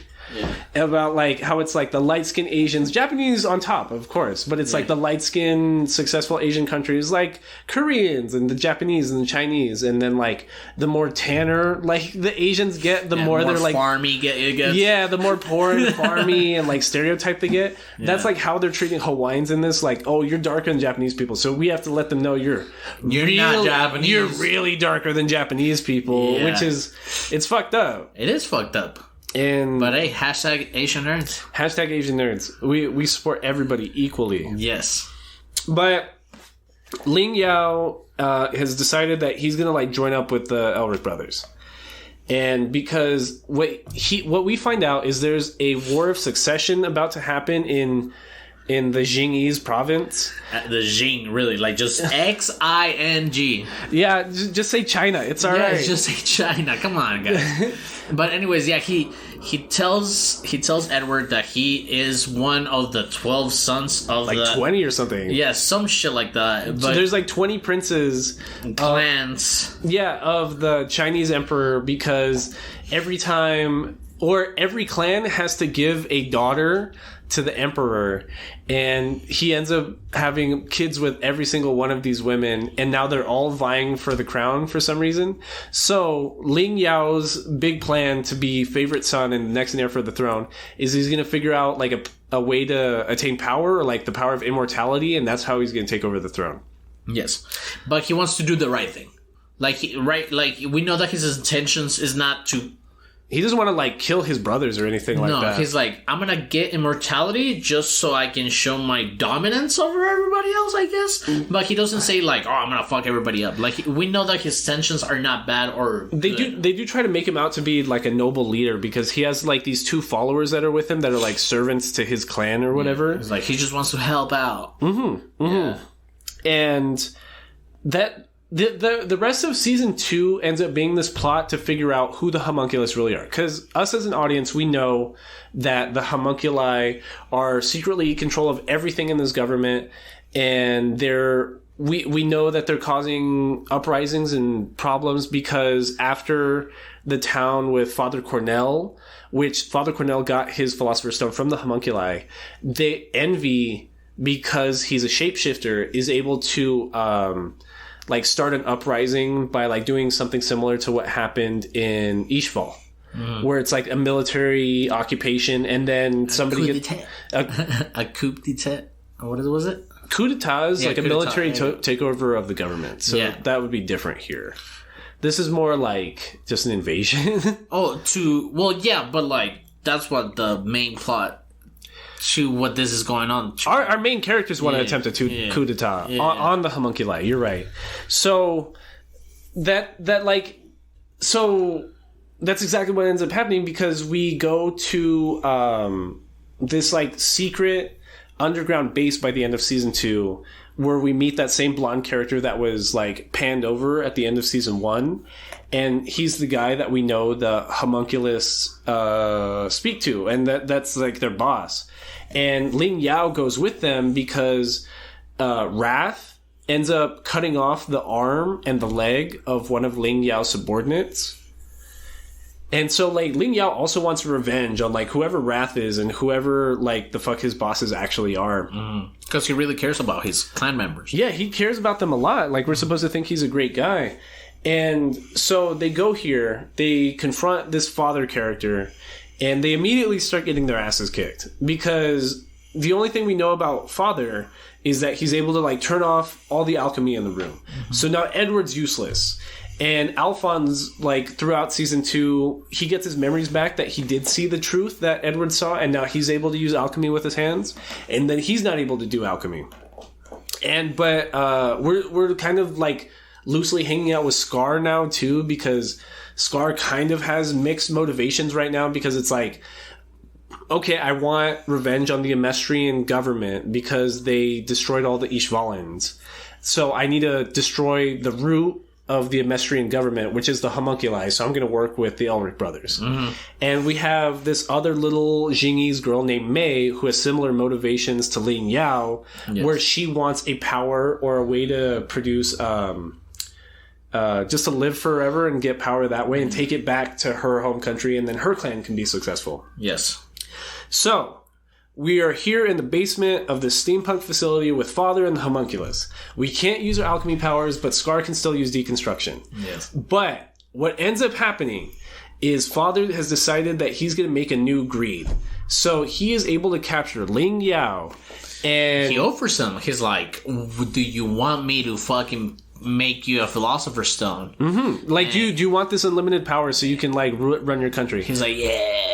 And fucking Ed is like, don't fucking do it. He's like, shut the fuck up. And a piece of Ling Yao's head is like, he's doing this to help his clan members that are going to suffer worse than, like, the people that have already lost arms. He's like, I've gone too far. We've lost too much already. My people have been hurt. Like, I got to go through with this. And yeah, so Father offers him a Philosopher's Stone, which is Greed. Like, Greed's personality as this Philosopher's Stone, and now takes over Ling Yao's body. Which is, like, super disturbing. Well, it's not disturbing, but it's sad at the time. Because, it's like, we think it's the death of, like, Ling Yao's personality. It's like almost like a mental health glimpse. You know what I'm saying? It's almost like I don't know, fighting your own demons kind of thing. I don't know. It just turns fucking weird. Yeah, because now it's like... Because if you think about it, Ling, his motivations are almost greedy, because that's how they make you want to think that he's like, oh, I needed that power. You know what I'm saying? So it's almost like that. So it's almost like already like a foil within a foil. No, yeah. And because you're right, it's like if he wanted to help his clanspeople, once Greed the homunculus takes over his body, you know what I mean? Greed the homunculus is never going to do that. And that's what's sad and super disturbing. And they just have to leave him like that because now Father got him and that's it. Yeah. And what they try to do is they find the Dr. Marco that was mentioned in season 1 that made all the super fucking notes about the Philosopher's Stone. He's been working with the homunculi this entire time. And every time they bring him bodies and stuff like that, he just keeps making them Philosopher's Stones. And that's what we find out he was doing in Ishvala too. And that's why they were killing so many Ishvalans. They would capture some of them and like go make Philosopher's Stones out of them. And so now Scar has like a real fucking problem with Dr. Marco. And they have to escape and they take Dr. Marco with them. But now Lust, Envy, Gluttony, and the new Greed are all following them around, trying to capture them. But they can't kill Edward and Alphonse because they keep calling them sacrifices. Because something's coming up, and we know that Edward and Alphonse are important, but we don't know what yet. It's like the Berserk eclipse. It's like, it's coming. It is an eclipse, too. It's exactly like Berserk. It's just like, it's coming. Nobody knows what it is, but it's coming. Bad shit's happening. Yeah. The Day of Reckoning. Who fucking knows? Yeah, it's the eclipse in Berserk. But, and they kind of, once they meet up with Colonel Mustang, who ends up being a very, very important character from this time out. He discovers what they found out, and that like Fuhrer King Bradley's a homunculus, and that like basically the whole government's, it's a sham. You know what I mean? It's just meant to make Philosopher's Stones, and that goes against Colonel Mustang and what he's trying to do, because not only does one of his guys gets like spinal damage while like trying to help him navigate all this. He wants to be Führer himself one day. He wants to be in charge. So he needs to like nip this in the bud. But Führer King Bradley knows that Colonel Mustang knows, and knows that the Fullmetal Alchemist knows. And because Bradley doesn't want to kill any of them, they all have to come to like an understanding. That's like, hey guys, we're not going to kill you yet. And it almost... like, when they found out and they were like, oh yeah, we're part of that, what are you gonna do about it, pussy? Almost to Edward and Alphonse, and Edward and Alphonse, I was like, fuck. They're just like, if we say anything, they're just gonna put us in prison. We're just really their bitches now. Like, we're just like... And, like, when I'm rewatching, I'm like, holy shit, it's like, that really takes a lot of tension off, like, the anime.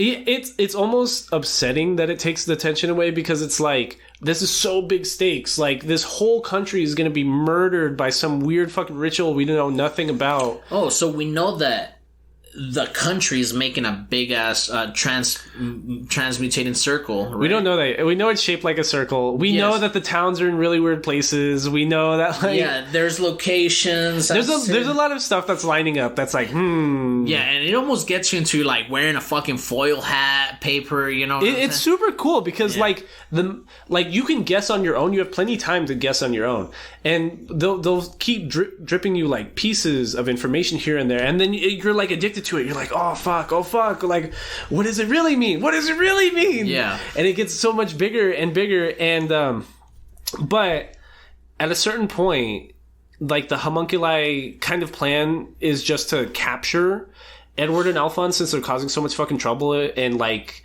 uprooting all this information, and like they're starting to like they're getting making waves. They're making waves. Yeah, they're stirring the pot too much. Yes. So Lust and Gluttony are just gonna go get them. Yeah. And fucking hate Gluttony, bro. Lust is cool, but she's not cool. She's not cool. She's interesting because she doesn't seem like a completely bad person. She's just like really because it's TV-14, they couldn't even make her as horny as a character named Lust. But it's so there's this one single guy that's in Colonel Mustang's unit, this like Havoc, and he's dating this girl. He's telling Colonel Mustang about this girl that he's gonna go on this date with at work. She's got great boobs. Yeah, bro. She's so hot, bro. I can't wait for you to meet her, boss. Whatever. And like, you never noticed the fucking tattoo, the homunculate tattoo? Yeah, he was dating Lust this whole time, and I don't even remember why, but they were invading. No, this is at the same time that Edward and Alphonse were confronting Brother. Yeah. At the same time that they were confronting Father with Scar in the tunnels, Havoc and Scar and Colonel and Hawkeye are following along, and that's when they get confronted by Lust and Gluttony. Yeah. And Lust is there, and she's like, "Hey, Havoc, remember when you almost sucked my tits?" Like, fuck. So she like stabs him real fucking bad, and like Colonel Mustang thinks he's dead, and Colonel Mustang he does alchemy with his hands too, because he has a transmutation circle on his gloves, which sounds like cheating. It's like, we're supposed to think that Edward's so cool for doing it with his hands, but like, if you can just draw a transmutation circle on your fucking hands, you can do it too. Yeah. And he just snaps and just makes flames. So the minute like he thinks that Lust has killed Havoc, he goes apeshit and just starts blasting her and blasting her and blasting her. It's just like these giant, and she's a homunculus, so she's like healing herself. She has a healing factor, but he's just murdering her and murdering her. Blasting, and you can hear him just getting off on this fucked up shit he's doing. I'm gonna burn your eyeballs up. I'm gonna burn your esophagus. And he's just, I'm gonna burn your skin off, but I'm not gonna kill you. I'm not gonna burn you enough to actually kill you.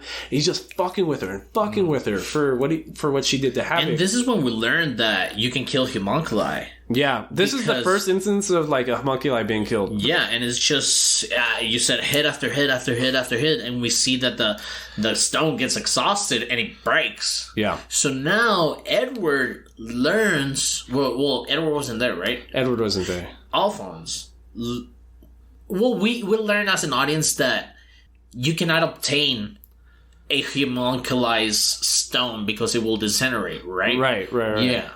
And so, but Gluttony saw it. And what's fucked up is that once we leave those underground tunnels, once after all that father bullshit, Gluttony kind of wants to get revenge and like recapture everybody. But Lust was his brains, you know what I mean? Like Gluttony's, he's depicted as just this short, ugly, fat monster figure, that just wants to like do cannibalism all the time. Like what's the character from JoJo's Diamonds Unbreakable?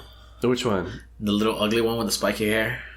Oh, I can't remember. I know who you're talking about, but he's just this little dumbass. Yeah. But one of the coolest like powers comes out of Gluttony, and it's they capture him after once they leave, but because he's Gluttony and because he's a monster, he has like a portal dimension inside of him. Yeah. So he's able to make like this giant spiked, ugly, crazy mouth that like opens up to a dimension inside of him. A made up truth, right? Yeah. Because truth is that dimension they went to after they did the human transmutation. Yeah. So Gluttony has his own man-made truth from the Philosopher's Stone he was given by Father. So what I understood was that because of Gluttony's power of infinite belly space, his father put in a made-up fucking truth-sucking tunnel in his belly. Uh-huh. So not only is Gluttony eating everything, now he has the power to really fucking eat everything. So he ends up eating Envy, Edward, and Ling Yao. Well, I guess I'm speaking out of order because now that I'm thinking about Ling Yao was there. So this would have been before Ling Yao got turned into greed. Yeah. So Gluttony eats all of them. And it's cool because like they're trapped in darkness. They're trapped in nothingness. And they're talking with Envy. They're having whole discussions with Envy. And we learn that he's this giant, like 100-foot tall monster made of souls just screaming in agony. And he has this disdain for everything humans have. And that makes sense, like Envy, the emotion, because it's like he's so envious that he can never have like what humans have. Mm-hmm. As opposed to Greed, who like, He's not envious. He's just greedy. Like, he just wants everybody. Whatever he can get. Yeah, whatever he can get, which is why he's personable. And I think that's a cool foil there, and I like the writing and those emotions and those, like, 7 deadly sins like that. Yeah, it's great. I'm telling you, like, the whole arc of his character is amazing. It's nice. And inside this little pocket dimension thing, this fake truth, Edward finds a transmutation circle. And it's like the way they're going to get out of there because he's going to artificially open truth the same way he did with the human transmutation. Mm-hmm. So he's going to do the same kind of thing. But before he does that, he's having this fight with Envy because Envy's just like, if I'm going to be trapped in this dimension with you, I'm just going to murder you. And that's it. But for like, there's like a split second of really bad 3D modeling. But at the same time, it's like they did as much as they could in 2009. Like, I get it. I understand. But he was there for a second. It's there for a second. I don't even mind it. But it's still cool because we did all this zipping and zooming and Ling Yao's doing like Chinese Kung Fu and Edward's just transmuting blood and he's making iron weapons out of the iron and the blood and he's just fucking up Envy. Like Envy almost dies here. And yeah, and I hate the fucking little exposition that we get here because when he does open that fake truth portal, he's like, okay, I have to use my energy as a philosopher's stone to open this shit up, right? Mm-hmm. And he never really uses that ever again. No, there's one other instance because he heals himself at one point. So the idea is, if a Philosopher's Stone gets its power from human souls, if Edward Elric is able to give up part of his life, then he can perform things without following the law of equivalent exchange. He just, like, takes a fucking year out of his life like a cigarette. Yeah. It's like smoking a cigarette. And he only does it twice. He doesn't... Well, there's a similar power in One Piece like that. Okay. Where Luffy ends up getting a power that speeds up his heart rate, and he's able to accomplish that because his heart's made of rubber, right? So it's not going to explode. It's not going to explode. Yeah. But they only mention it once when it was first introduced. It's like, I can do this, but it's going to shorten my lifespan. It's never brought up ever again. He does it like all the time. It's super funny. That's cool. Anyways, but so they get out of there with the fake truth thing, and then we do the whole part with Father Underground. And we know that we get a glimpse of Alphonse's body, because he's in the truth, and he sees fucking Alphonse all fucking atrophy. Yeah, it's this blonde boy, like, super fucking skinny and gaunt, and Edward knows it's his brother. And there's a part of it, there's a little exposition part where they talk about Edward's, like, being short and being tired all the time, that because Alphonse... soul and his soul were splicing into the truth at the same time. They kind of share.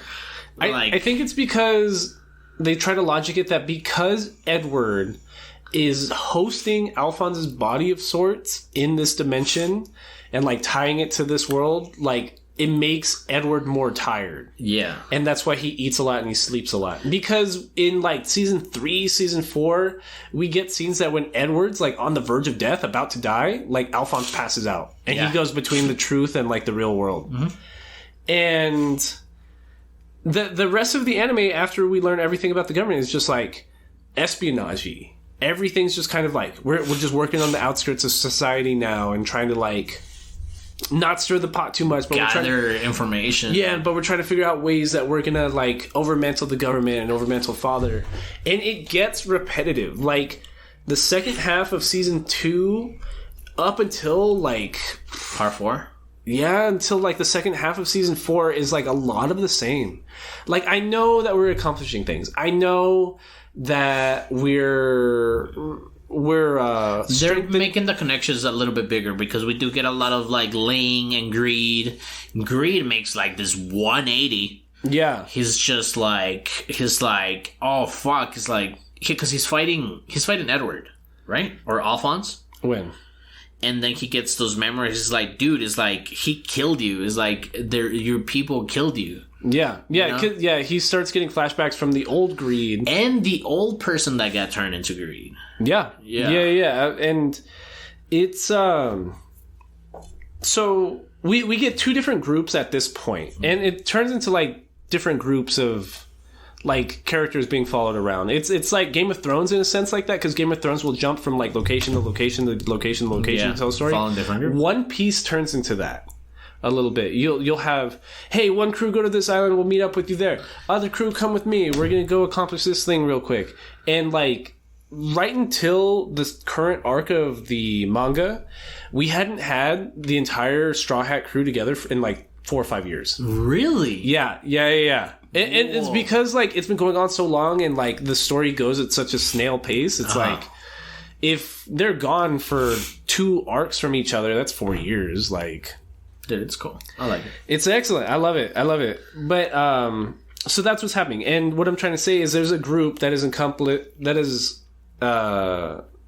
made up of Scar, May, the little Xingese girl with a panda on her shoulder, and Dr. Marco. Which he gets his face fucked up. Yeah, he gets his face fucked up, but, like, he thinks he deserves it, kind of, because he sacrificed a bunch of each Vallons to make Philosopher's Stones. Yeah, and we know that was what happened in Israel.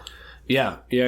And fuck. So their plan is, we're gonna figure out the secrets to alchemy and how to undo Philosopher's Stones and all this fucked up shit the homunculus are doing by going to get Scar's brother's notes. But Scar hid his brother's notes in, like, the northernmost part of the country, which is where we meet Armstrong's sister. Right. So that's how Edward and Alphonse are getting over there, because they're kind of like loosely telling Major Armstrong, like, yo, we can't go anywhere. The government kind of wants to murder us, but not really yet. And they can't say anything because they'll get murdered. Yeah, and Colonel Mustang is also going to be working on the outskirts like this as part of the government, but his whole like inner circle gets like moved to different outposts. Even like his girlfriend / right-hand woman, Colonel Hawkeye or Lieutenant Hawkeye, gets sent somewhere completely different.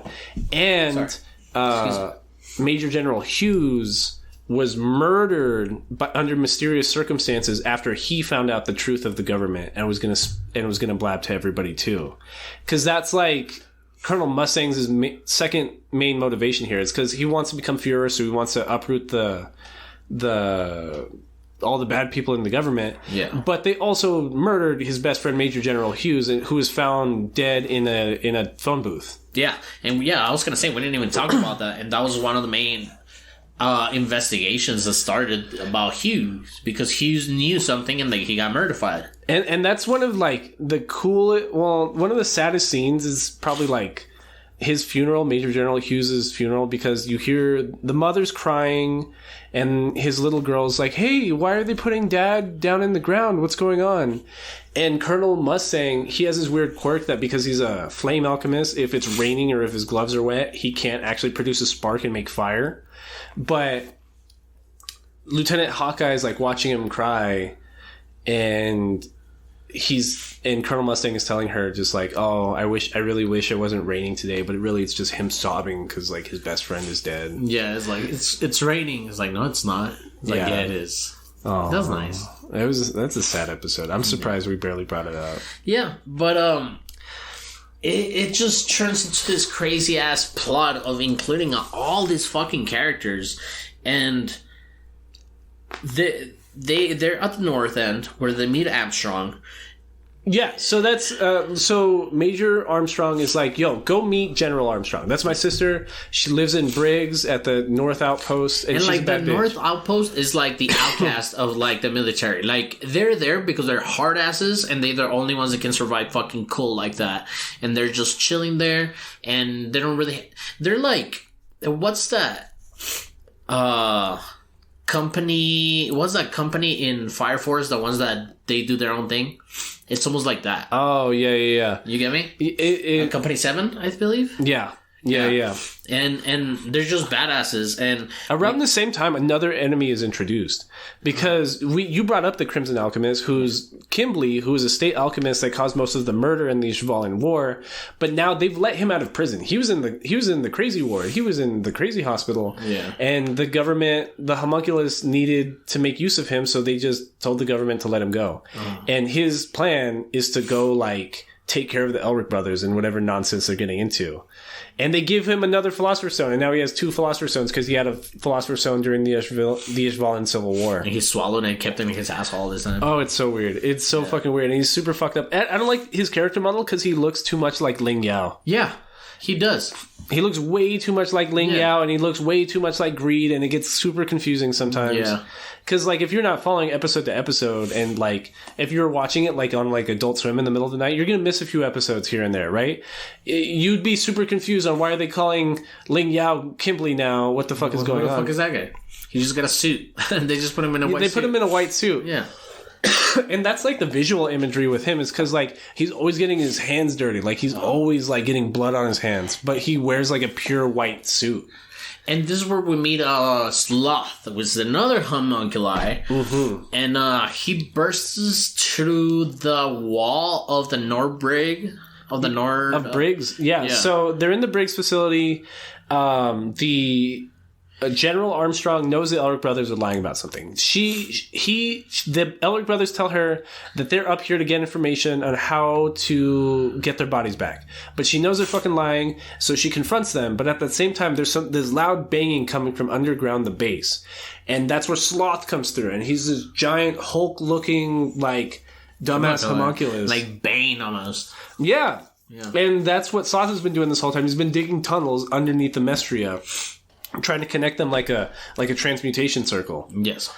So, at this point, they're trying to fight Sloth within the Briggs base, and like they're using cannons, and it's not hurting him, and and he's just murdering people. But I like this fight because it's not super crazy or like action packed, but I like off the wall. It's a strategy. It's a strategy fight. I like the science behind it because they throw hydroglycerin on him, which like is not only a super inflammant, but because its boil rate is super low.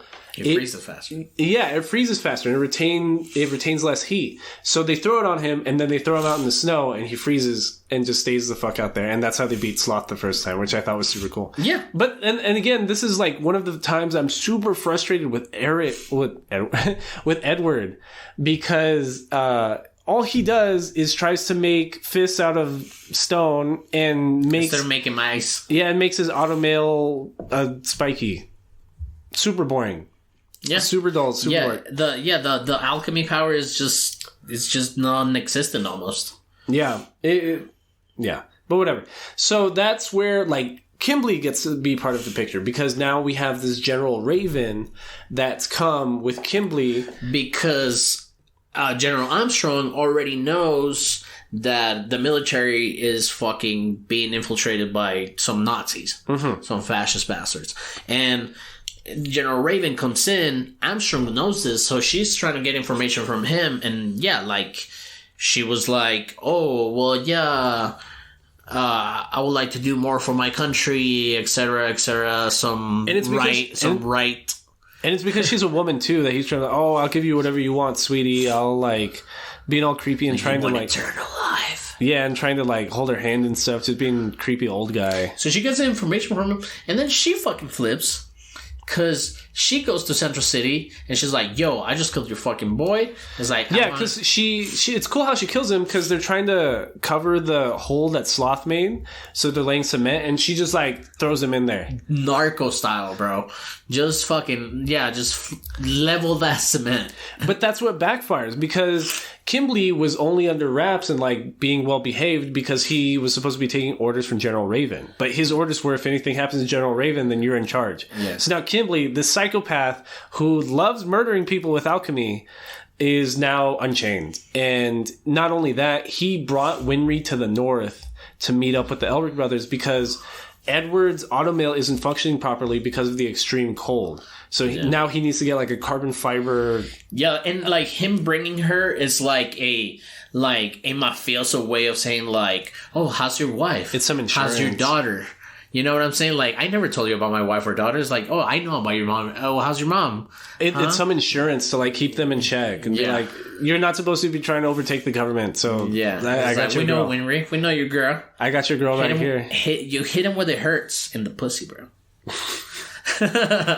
So the new plan is to like is not only to capture Scar, who's also in the north trying to get his brother's notes, but it's also trying to get Winry away from Kimberly.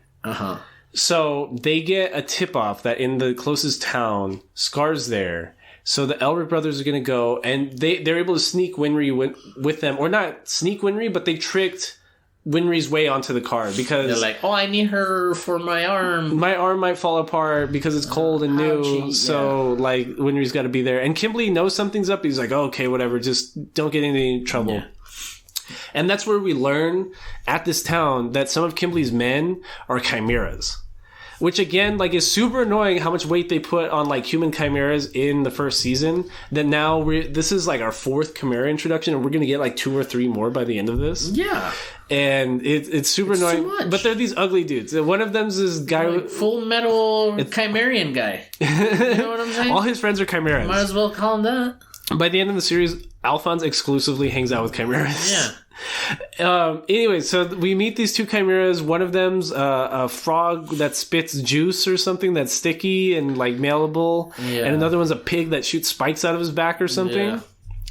Very like Teenage Mutant Ninja Turtles, bro. Yeah, it literally looks like a TMNT villain. Yeah. This could easily be one of those. Just one of those sewer fucking experiments. But, and it's boring because Edward does exactly what we thought he was going to do. He just punches harder now that he has a carbon fiber fist. He didn't do any new powers. Yeah. And that's how they're able to get, like, Winry to escape is, I don't even remember. While she was being distracted, they made a deal with the Briggs men. Because we know that Winry knows that Scar is the one that killed her parents. Yes. And then she meets with Scar. Then again, when Scar is like on the wall and he's like, oh, you're not going to kill me. It's like, no, I'm not going to kill you. It's like, my parents saved you before. I'm going to save you again. So now, because, what's his name? Ghibli? No. Kimberly. It's hunting them. They make a plan where Scar, quote unquote, takes Winry. So they can follow, so they can distract everybody else? Right. Because now Scar's just a good guy. But it's a very touchy moment between Scar and her, because it's like, nah, dude, it's like, we're chilling. And not only that, there's a alchemist soldier that is also half Ishvalian and has this, like, one-to-one He's a major, too. I forget his name. With Scar, he's like, hey, my red-eyed brother is like, you gotta commit to this shit, and then, yeah. That's where we get the recruitment in Scar, pretty much. I forget his name. But, Major Miles. Yes. Major Miles. But, yeah. And it's not only that. So they escape. Kimberly knows that Alphonse is up to no fucking good. And he knows that the Briggs soldiers are, like, on his side. And they're all trying to off Kimberly. Because nobody trusts this fucking lunatic. So once Scar escapes and Winry escapes and all that, at a separate point, they set up a plot where a fake Scar sighting has happened, and Fullmetal's gonna, like, walk Kimberly out there and they're gonna snipe him. But he's able to feel bloodlust, air quotes, and he's just like, how dare you...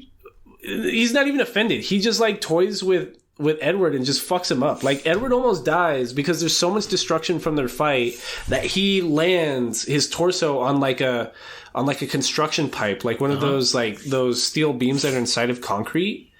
And two more Chimera guys are fighting at the same time. But they're able to see how Kimberly almost sacrifices their lives just because nobody's life means anything to Kimberly. And these guys are cool too. One of them's like a lion and another one's like a gorilla. Yeah.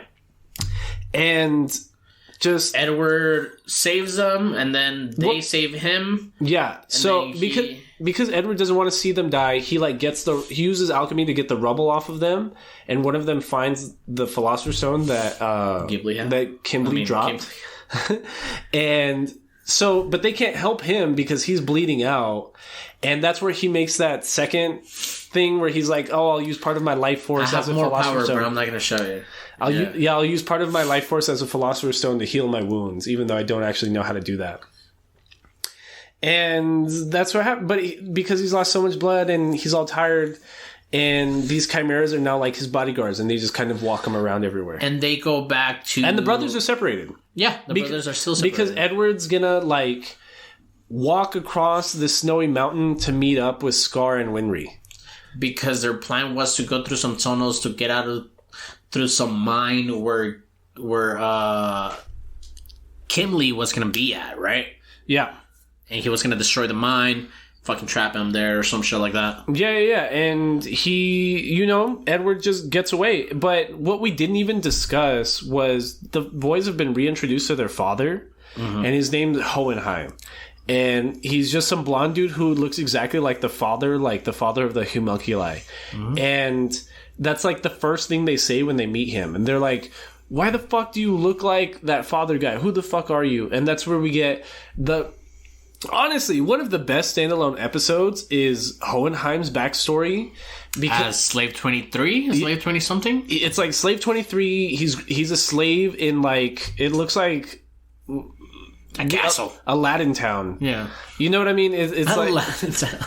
But that's what it looks like. It looks like it's like the desert and like that kind of looking castle. And he's a slave, and he gave his blood... Because he's a slave to an alchemist master, and he was forced to give his blood to a homunculus in a flask. And it's just this black little fuzzy eyeball. And it just talks shit to him all day long. And the homunculi starts teaching him about alchemy and like how things work in the real world, but it's clear that he has his own motivations. He just wants out of the flask. Yeah. Like he has whole conversations for years, and that's what makes him such a great alchemist. And so Hohenheim, who was given his name by the homunculus in the flask because he was just some slave, is able to like get he becomes an official alchemist through his mentor, through the guy that owned him as a slave. But what we learn is that the king of this country wants immortality. Like, that's his end goal here. And he asks the homunculus in the flask, he's like, how can I do it? And the homunculus in the flask tricks the ruler of this country into sacrificing the entire country's population to both make himself and Hohenheim that was not the initial plan of him and Hohenheim. Well, his goal was to make himself human, but not human, but to have a body. He wanted to make himself a living Philosopher's Stone. Yeah. But he ended up doing is he accidentally gave some of that Philosopher's Stone to Hohenheim, who was right there with him. And now Hohenheim also has immortality and can use alchemy without even thinking. And there's no law of equal exchange or anything. Like, he just... And that's where we learned that's where alchemy came from in Amestria. It was a blonde guy, came from the desert, and started teaching the people alchemy. And that's how Father became, like, he created the country. Yeah. And his main goal is just to make a bigger and bigger Philosopher's Stone just to gain more and more power. It's just straight evil shit. You know what I mean? That's what it reminds me of, like, NGE. Like, with the big old eyes and the big old imagery of, like, the world just fucking spinning out of control. I was telling you before we started recording, the last fight really, really, really reminds me of the ending of NGE, the movie. Like, it's like the exact same plot. Like, it's cool because it's so big and, like, crazy, but it's almost like, I've seen this before. But it's not bad. Anyways. That's great. So... we're around in like season 4, something like that right about now, because the whole plot to season 4 are the brothers just jumping from location to location to location, just getting prepared for the day that like the homunculus are planning on killing everybody. And that includes recruiting Hohenheim, making sure that the Chimera guys are like ready. And they end up recruiting Greed, who's in Ling Yao's body now. But just like Greed, the homunculi as a character, it keeps detaching himself from his family and his homunculus brothers and his father, because he's not like them. Like, he's a friendly person and he has ambitions that can be accomplished without hurting people.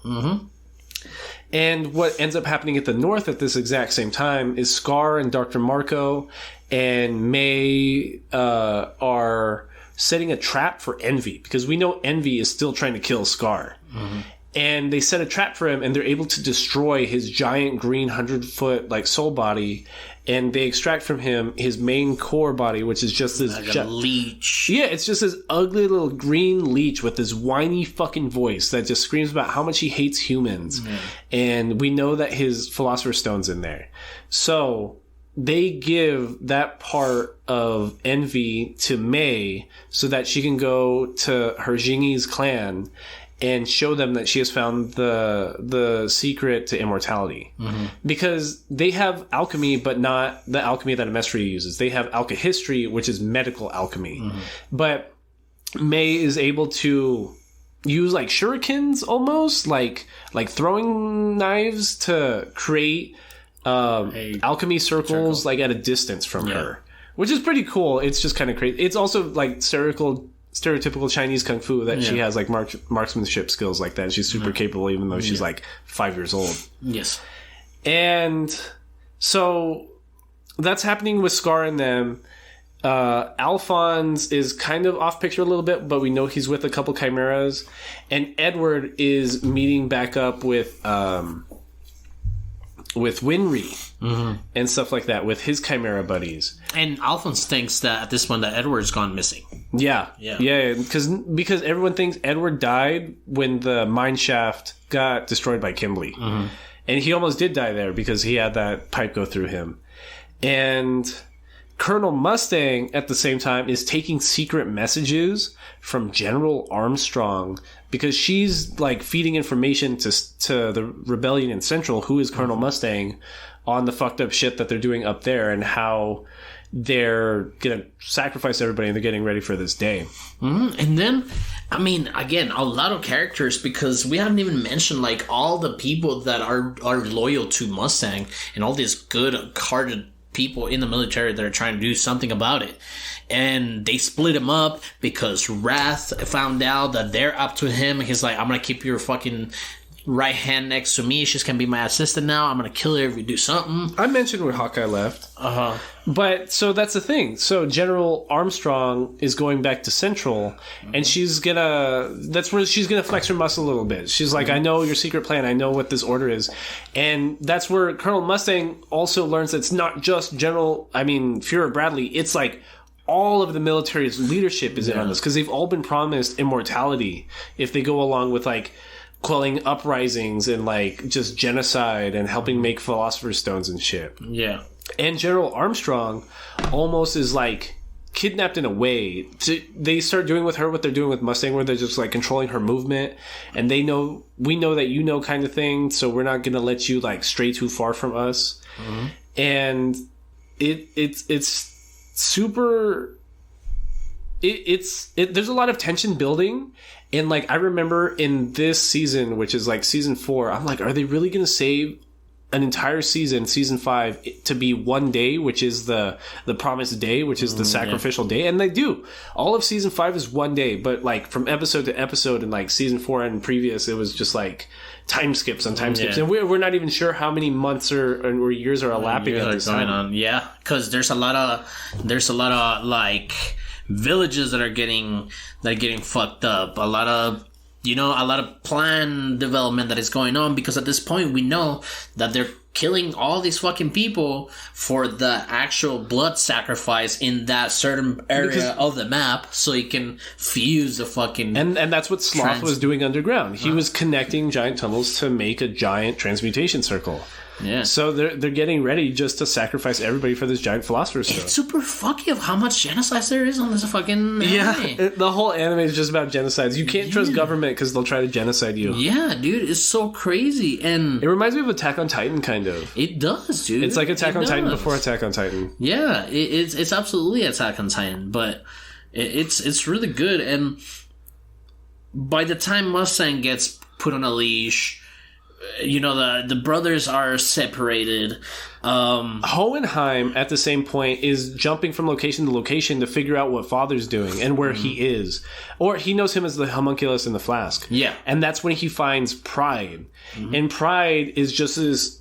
Initially, we only see him as like a mass of shadows and eyeballs that killed like people in the tunnel underneath Briggs when they were trying to investigate the tunnels that Sloth was making. In the north, yeah. But then Hohenheim found him in the town from season 1 that had the evil priest or whatever, and they found a tunnel that's connected to all the tunnels, yeah. And that's where they find Pride. So Pride is just this giant monster within these tunnels. That's all we know so far. But Hawkeye, who was previously Lieutenant Mustang's right-hand woman, is now Bradley's right-hand assistant, and she's able to figure out that Fuhrer King Bradley's son is also homunculus, and he's Pride. Yeah. So he's the original homunculus, and he's just this massive shadows living inside of this like 8-year-old boy, and and that's what's so terrifying, because Pride tells Hawkeye straight up, she's like, I'll murder you right now if you move another inch, but I'm not going to do it because there's just no need. Yeah. And Pride is also on the hunt for Alphonse and Edward, because they need to get them all together in Central for the Day of Sacrifice or whatever. Correct. So like homunculi are trying to get the brothers back and shit. And that's where we go to the forest, right? Yeah, there's like a forested area semi outside of Central, and that's where Pride confronts, I think, who did he confront first? Was it Alphonse? I think he confronted Alphonse. Well, he possessed. Yeah, he found Alphonse first, and he, like, possessed his body. He got him at the train station, and then now he's all possessed by fucking Pride, and it looks kind of creepy, bro. Yeah. It looks pretty creepy. So you see, like, the eyeballs underneath the armor, and you see him trying to trick Edward, being like, it's me, brother. Yeah. Hey, it's me. But Edward knows his brother, so he's like, who the fuck are you? And it's scary because Pride could easily scrape off the soul seal, like, inside of Alphonse's armor and just kill him. Like, he could just murder him like that. But that fight starts leading up into, like, the fights on fights and fights we get by the end of Season 5. Oh, yeah. Because from here, it's, like, 4 chimeras, both Elric brothers. The dad, Van. Yeah, the dad, Van Hohenheim. Greed inside of Ling Yao's body here. But now they're having this, like, cross conversation with each other. They're like, dude, I'm gonna fucking emperor. We can go have whatever you want. And he's like, oh, yeah, blah, blah, blah, that's cool. And then he's like, dude, I can sense homunculi. Let me take over. So now they have, like, this kind of codependent. You know what it reminded me of? It reminded me of Yugi and Yami Yugi from Yu-Gi-Oh! Oh. Just like the little Yugi and then the big Emperor Yugi living inside each other, because that's what it's like. So, by the way, now that you bring up that subject, I think the next Deadpool is gonna introduce Jim Carrey as fuck, I just forget his name, but he's another, like, fucking crazy villain from Deadpool that he's also, like, eccentric and crazy and shit like that. So that's gonna be cool because in one of the comics they fuse together, and that's why Deadpool is all crazy as fuck too. Okay, I don't know. Yes. Anyways, but he and Ling Yao's character, it's getting even more interesting. Like, that's my favorite character, bro, because he has a whole 180. It's fucking ridiculous. Yeah, because they'll let them, like, fight between each other, but Ling Yao's, like, assistants and, like, they're ninjas, you know what I mean? They have a vested interest in making sure that Ling Yao's body lives. So they jump out of nowhere during this fight, and they're able to sense chi. And that's how they can determine, like, they can sense who people are without even seeing them, which kind of feels like a cop-out because they've never introduced this previously. And now at, like, the end of Season 4, when it's super convenient that they find Ling Yao, they can just do it, even though it's been like a year, like, and they haven't seen him. Mm-hmm.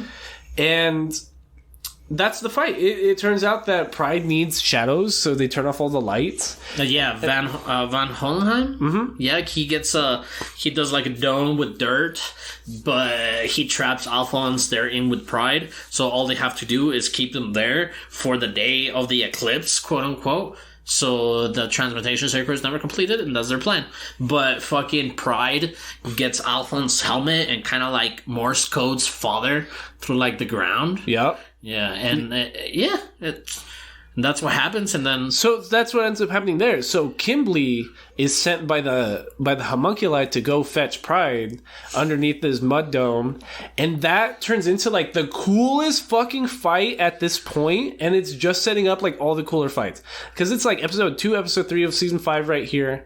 We know that it's the promised day because Edward already took off from the mud dome, and he's like, okay, we're going to Central and we're gonna try to fuck shit up. You stay here with Pride and don't let him out. Mm-hmm. And the fight is super, super crazy because it's Kimberly and Alphonse.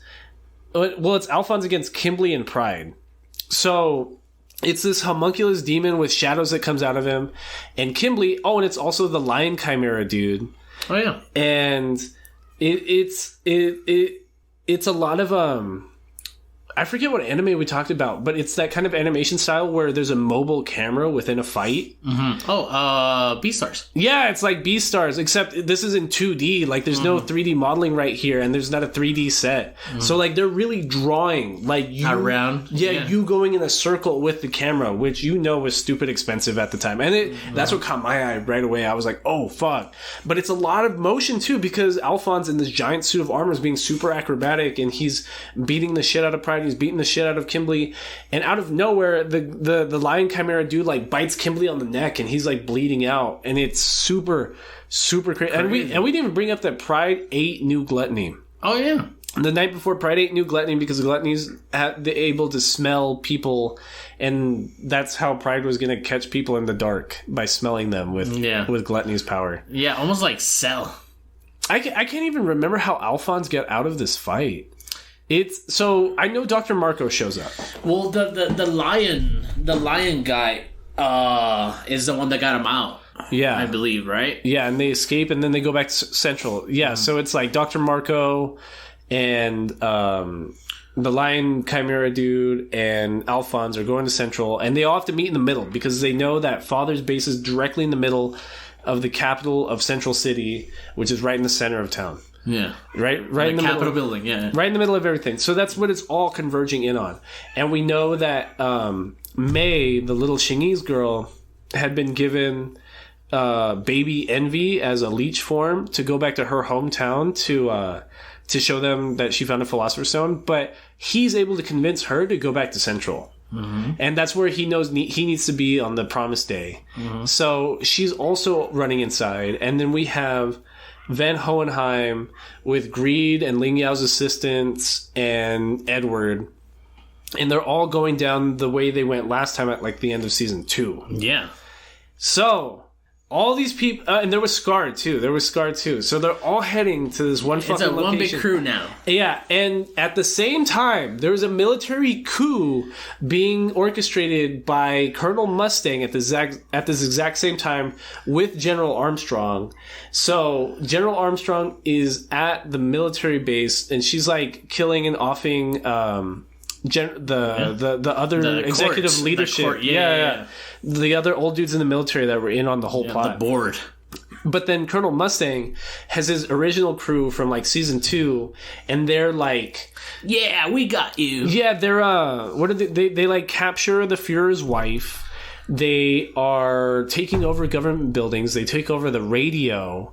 They're making big ass explosions everywhere. Which is never like shown. Like the radio is certainly a thing. Yeah. That everybody's paying attention to.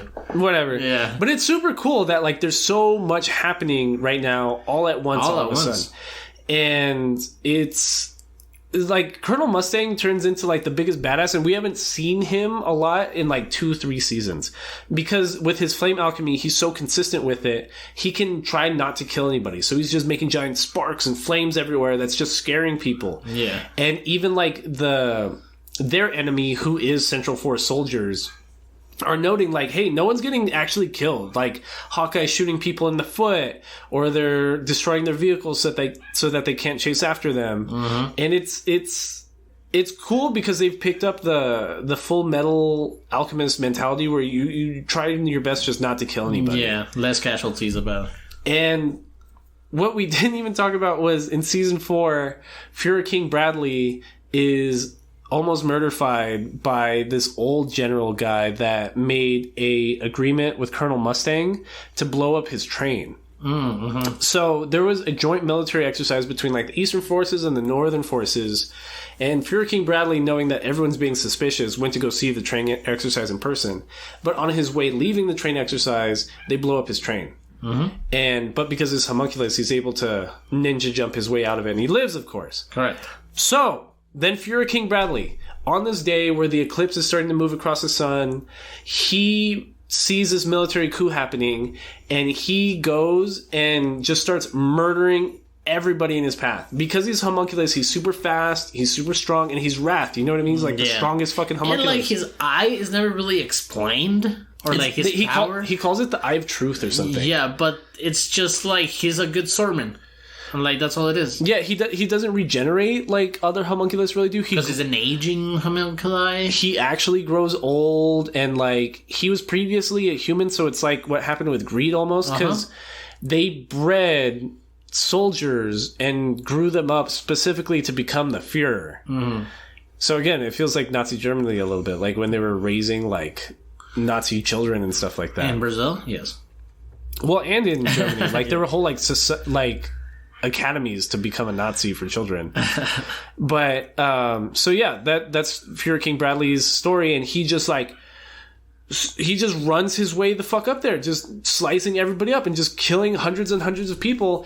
And there's a point where he is fighting a tank, and chasing after a tank as it's going up a shaft that's supposed to go up to the Capitol building. Mm-hmm.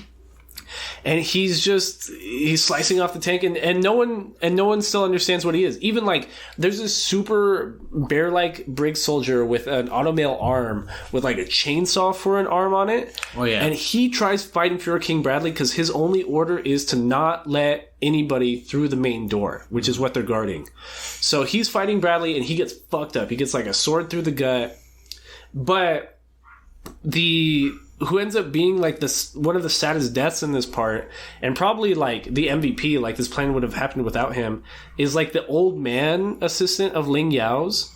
Oh yeah, he's just his name's like Yi or something. Fu. Old man Fu, and he tries to suicide himself on the Fuhrer's body, but the Fuhrer, he's such a good marksman, he just cuts off the wicks before they're able to burn up. Yeah, and Greed in Ling Yao's body is fighting him at the exact same time because Greed has a vested interest in Pride's death because Greed just doesn't like the homunculus anymore. I don't know here. Because I remember as soon as I saw Greed's like introduction in this scene, I was like, I'm not entirely sure why he wants to kill Wrath. Well, because he killed him before him. Was that the only reason why? Yeah. Oh, okay, whatever. So, yeah. So, they're jumping back and forth between Greed and Ling Yao's body, and but after Old Man Fu dies, you even see, like, Greed, like, freak out for Ling Yao over Old Man Fu's death. You're like, what? How do you do that? And his granddaughter is also an assistant too, and she has 2 automail pieces because she originally got her limbs cut off by Wrath. Yeah. So now she's involved with this fight. And I can't even remember how they mortally wound him. Because at the same time, the Fuhrer's forces are trying to make their way up the hill, but they get these machine guns and they're just pointing them down. I think he just gets stabbed, doesn't he? Somebody like cuts him. Somebody cuts him. Something really like shocking happens, because I remember Wrath was about to fuck up Greed because Greed was totally getting his ass handed to him. And then out of nowhere, I don't know, Fuhrer King Bradley got hurt really bad, and he's falling off the ledge with Greed, but then the little ninja girl is able to grab Ling Yao's hand, and we think Wrath is dead for a second because they start shooting at him. And since he's like an aging homunculus, he can actually get hurt, and he falls into like the lake outside, or like not a lake, but like a trench. Yeah, like a trench outside of a castle almost. But he's able to escape in like a sewage kind of system. And at that same time, we have our rest of our crew just like running the fuck downstairs, including Colonel Mustang with Hawkeye. Because May is heading her way down there too because she got tricked by Envy. But underneath the Capitol, they were creating an army of fake soldiers. Yeah, that was very crazy too. Yeah, they were having like weak, like low tier homunculi just on deck, and not just that. Bless you. Like Philosopher's Stones on deck to power up all these people. Like that's when I was like, wait, what? Yeah. I'm like, there's all these Philosopher's Stones out of nowhere. Well, and it kind of took me off the story. They said it at one point, and they were like, yeah, this is why we were killing souls in so many other places, so that we can implement their souls into these homunculus bodies. Yeah. Which is like, yeah, like they just never followed up with it. Like, don't you just need one? Like, don't you just need one? Like, come on. But yeah, so they basically act like zombies, like just mindless zombies. And not only are they invading the Capitol where like General Armstrong and Major Armstrong are at, and they think General Armstrong has people after her because she's killing military like generals and stuff like that. And Major Armstrong gets word and he's like, oh fuck, I gotta go protect my sister or go ask her what's going on. And in other parts of the facility, we have Edward, two of the Chimera guys, and Scar fighting off against all these little chimeras too, because they just come out of this door right before they're about to head into the trenches where Father's at. Mm-hmm. Very Akira, almost. Yeah. The layer. Yeah. Very Akira-ish. And, fuck, there's so much going on. I'm trying to keep the story, like, in track in my head. So then, at that point, Hohenheim is walking down by himself, and he's not being bothered by all the weird shit happening. All the weird zombies and stuff. And he confronts the homunculus in the glass. In the flask, as he calls him, yeah.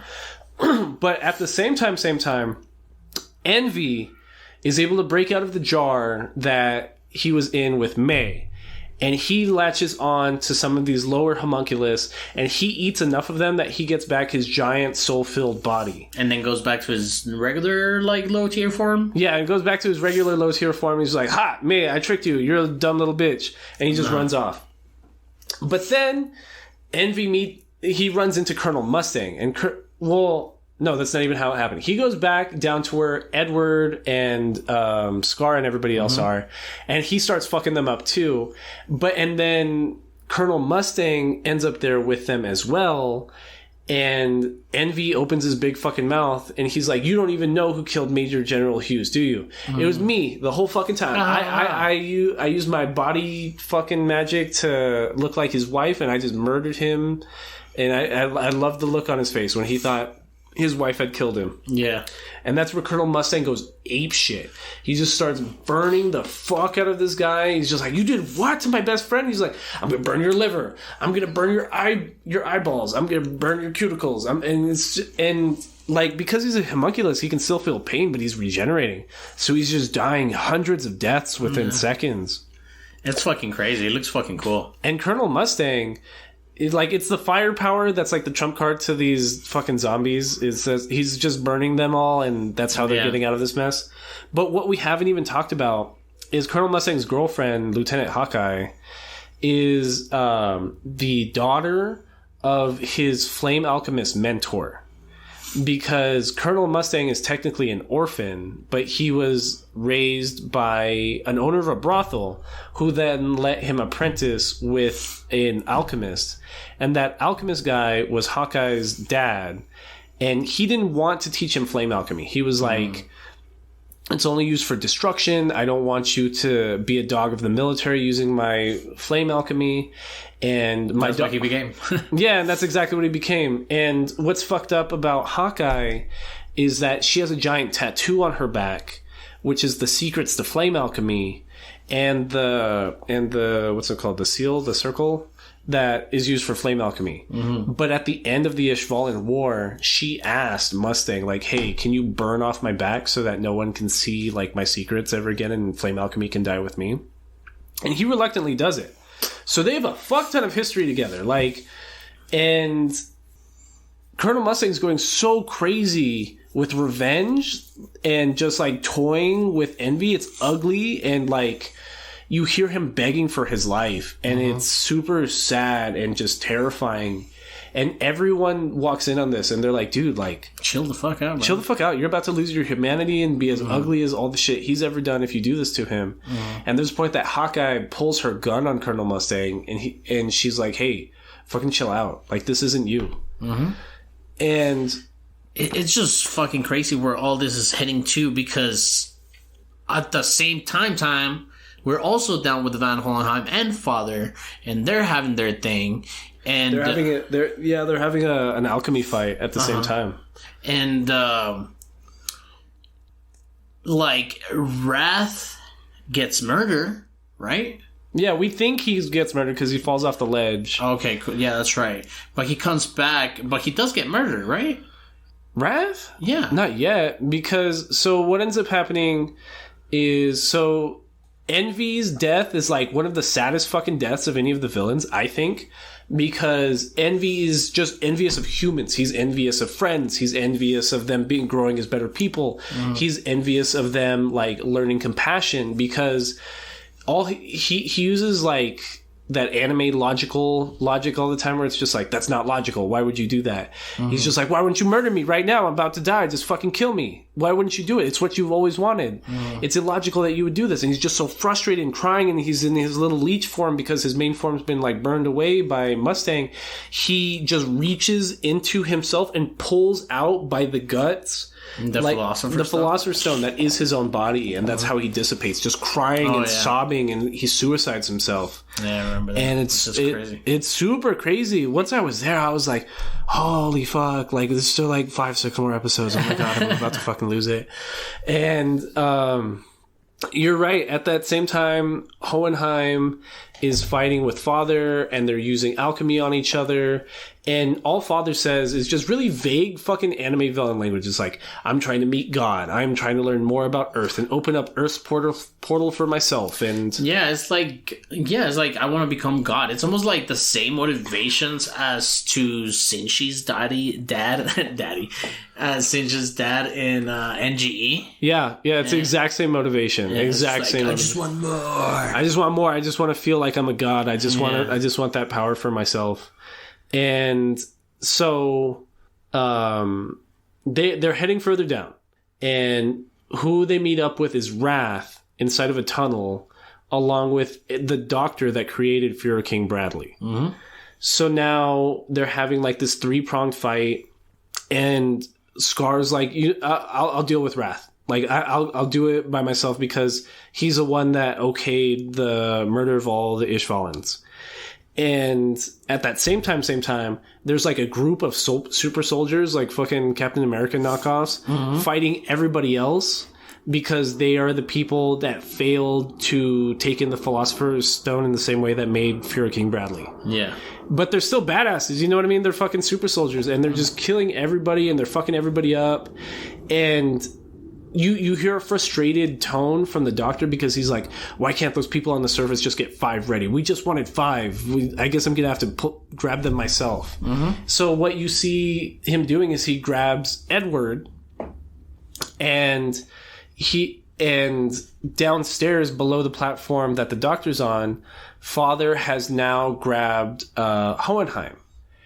And at the same time, who we haven't even talked about is that both of the Armstrongs are fighting Sloth inside of the main military Very building. Cool fight too.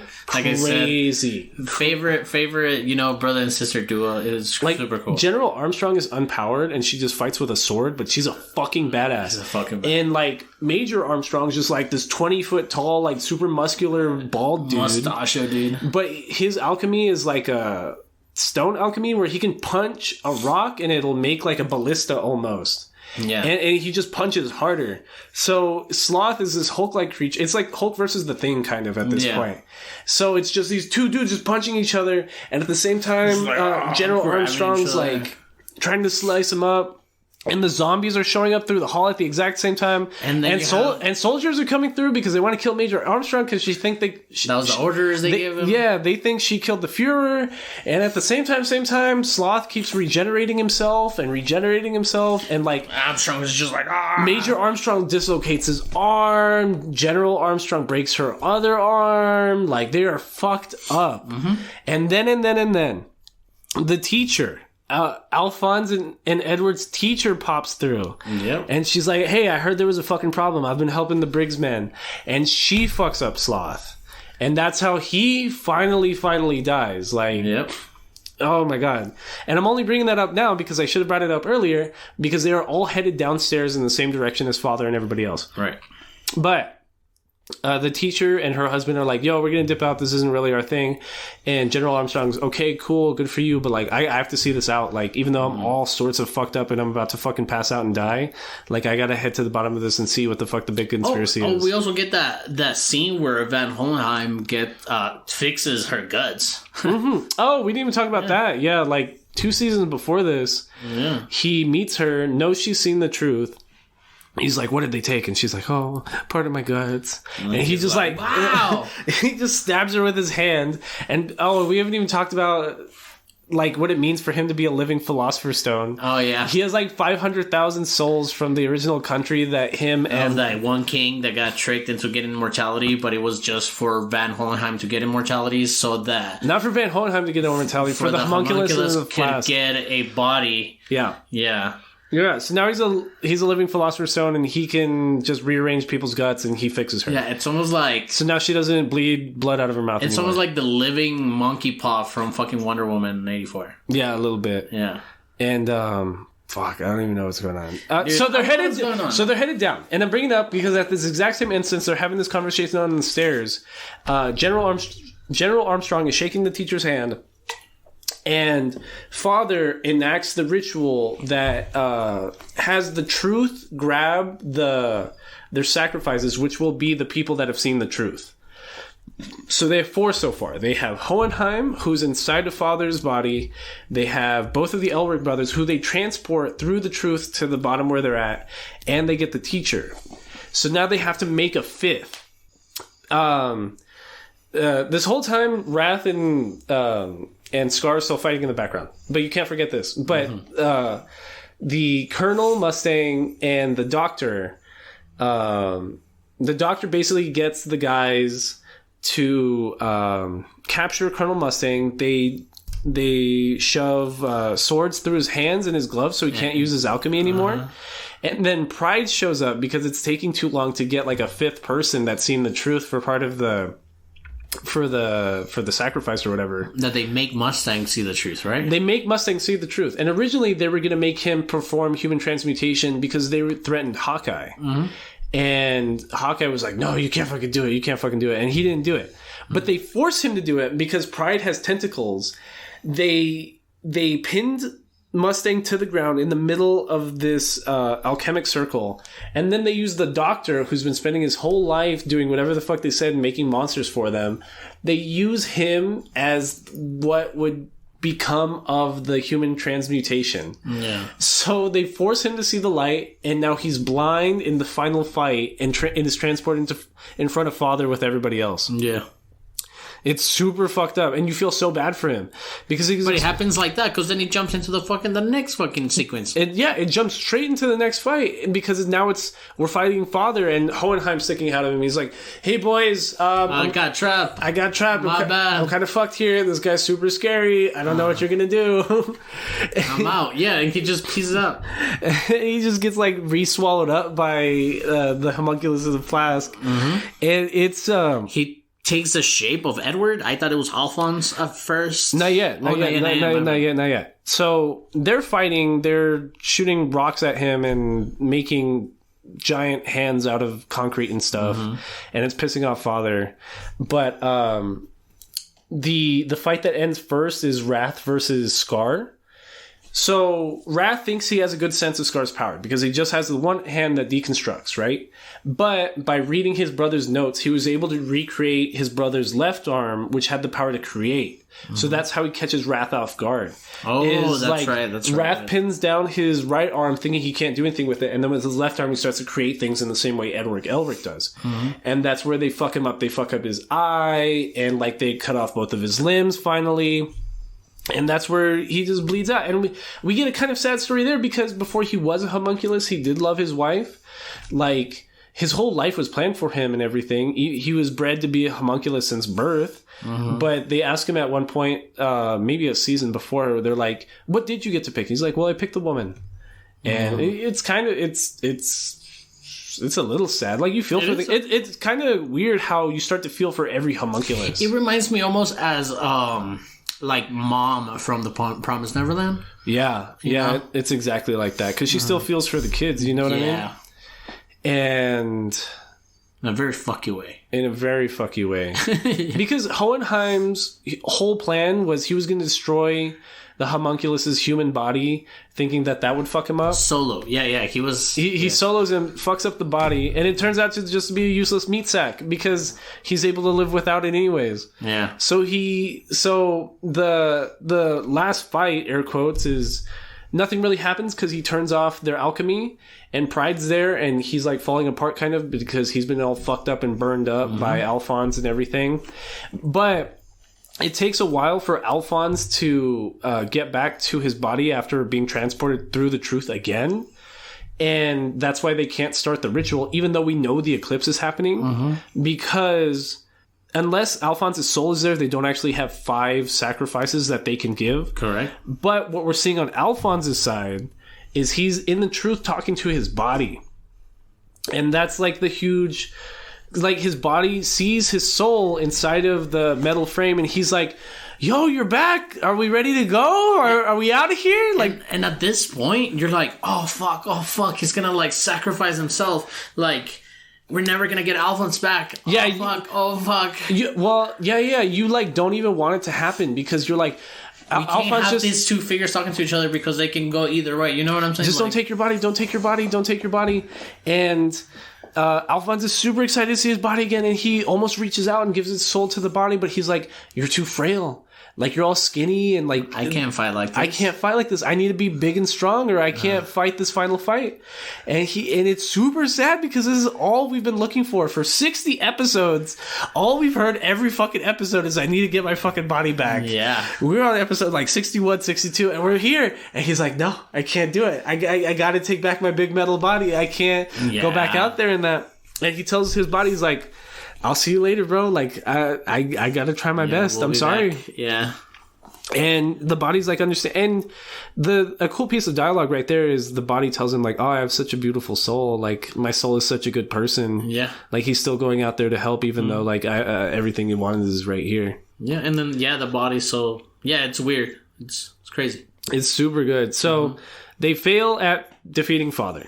And we get a batshit crazy fucking episode because the ritual finally fucking starts, and it looks exactly like the latter half of the NGE movie after NGE or whatever the fuck it was called. Yeah, because it's the goal this whole time was to sacrifice the soul of the entire country. We knew that, right? Not just to make a Philosopher's Stone, but to gain enough power through the main homunculus father being a Philosopher's Stone to bring down God and bring his power into himself. Like the God we've been seeing from the truth. Like the eyeballs from the truth. Like the God that's taking people's souls and body limbs without even that God.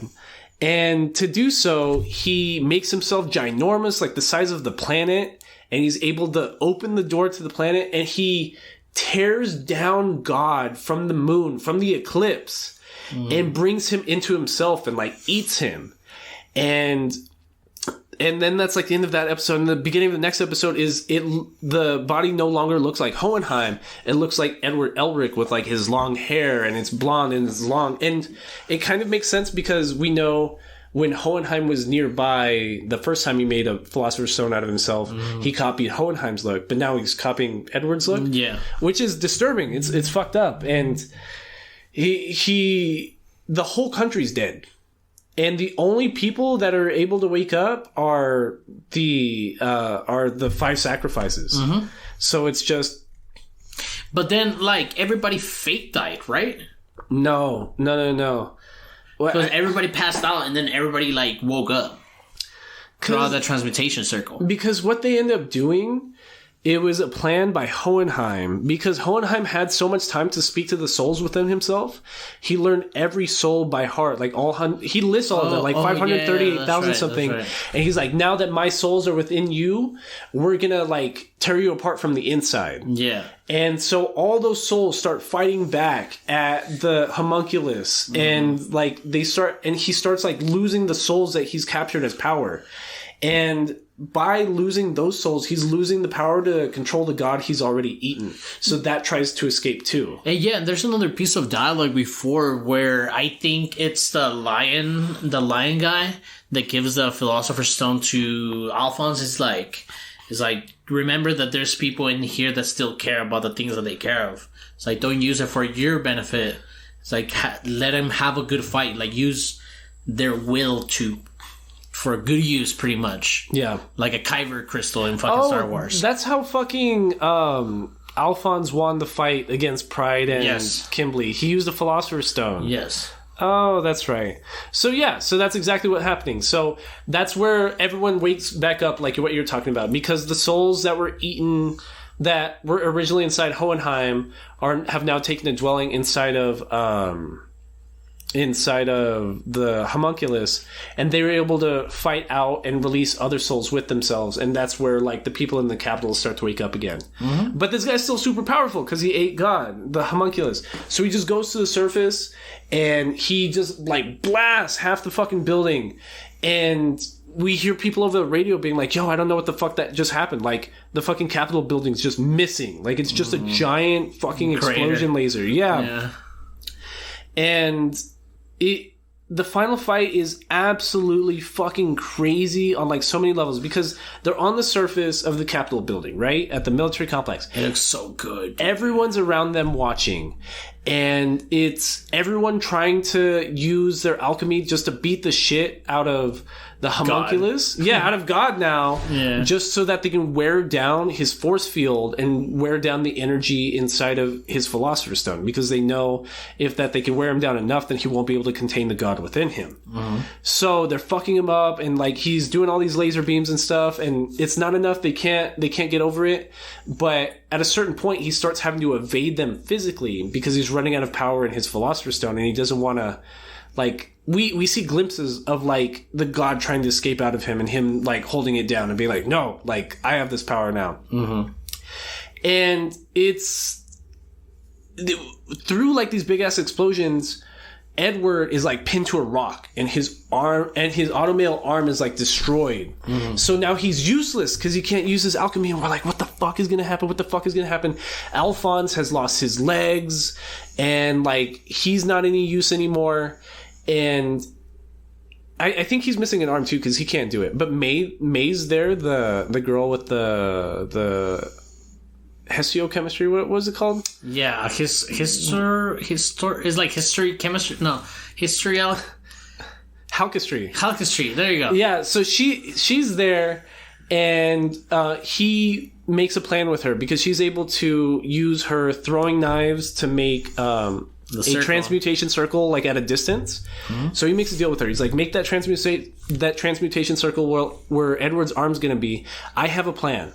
If he was able to bring my soul back from the truth by giving his arm, I think the opposite is also possible. So he is going to give up his soul to bring back Edward's arm so that Edward can finish his fucking fight. And it's just like this whole, like, what are you It's so sad. Like, you think he's dead, you know what I mean? It's like, we're trying to get your body back, bro. It's like, we didn't fucking sit around for 60 episodes to see you do this. Like, I was texting you the joke about it on, like, Thursday or something, just, like, Alphonse and, like, meme text, because it's so annoying, like, throughout the season, just hearing Edward yell, Alphonse! But here, when he's yelling Alphonse, you're like, no, dude, don't do it. He gets his fucking arm back, bro. Yeah, and that's where you just know, like, Alphonse is gone. He's on the other side. He's on the... And we get that piece of dialogue with the Alphonse soul and the Alphonse body, and just like, it's up to brother now. Yeah, we just gotta trust brother that he's gonna finish the job. And Edward goes fucking ape shit. He's just like, he beats the shit out of him, makes all these fucking constructions, and just like punches the fuck out of the homunculus. Sheer will. And yeah, and he just walks up to him and just starts punching him, like literally punching him. And like the whole army is just standing on the roof of this building, just watching dumbfounded, him. Just dumbfounded. This dude's punching God. And you even hear the homunculus. He's about to give like a villain speech. He's just like, blah, blah, blah, punch. And like he's like, wait. I'm trying to give us a speech. No, fuck you. Bow. This is my brother's arm, motherfuckers. Like, yeah. And it's fucking crazy, dude. God, it's so crazy. And it's super fucking NGE, fucking crazy fight. It's great. And yeah, they beat him. What else do you want him to do? They beat him, and the God escapes, and he's wow, I just saw this last night. But, like, it's super confusing what happens next. Because they go back to the truth. And they get Alphonse back. But, no. Both Edward and the homunculus. Oh, yeah. But I can't remember why they went back. Oh, no, remember the homunculus goes and meets, like, the opposite of himself, like the white thing? The truth. Yeah. The guy that, like, owns the truth. There's, like, this almighty being within the truth. And they talk about it, and they're like, no, it's like, you were never going to become this. You were never going to become a god. It's like, you're merely, like, a human experiment or some shit like that. Or it is a hold on. Before that. So while being pummeled by Edward, Father desperately tries to absorb the Philosopher's Stone within greed. Oh, yeah?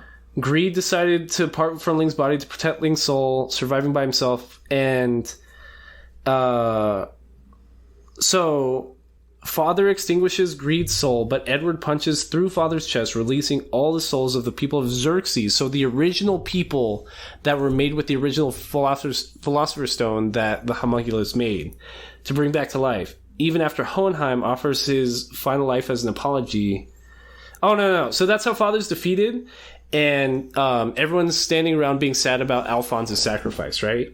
Yes. And then, but Hohenheim, trying to make up that he was never there for his son, is like, I have enough energy in my life for one human soul. Like, you can use my Philosopher's Stone to bring back Alphonse. And it's just against their code. Like, it's so frustrating because this is like the second to last episode, and we just want Edward to just do it, dude. Like, just use the fucking Philosopher's Stone that's standing right the fuck in front of you and just bring Alphonse back. And he just doesn't do it. And it's super disappointing until what happens immediately next, because Edward decides to use a human transmutation on himself to bring back Alphonse, because his bright idea is like he is going to make a deal with the truth and give up his truth. He's going to give up his alchemy to bring back everything that is his brother. And that's exactly what happens. And this character inside of the truth is just this faceless white outline. Yeah. And Edward tells him that deal, and he just smiles, and he's like, that's the correct decision. I'm so happy you did that. And it's the only words of affirmation that have ever been given by this character. And it's super sad because we know Edward's like the most capable alchemist, and he just gave it all up to bring back Alphonse. Yeah. I mean, shit, I would have done it. Fuck it. Yeah,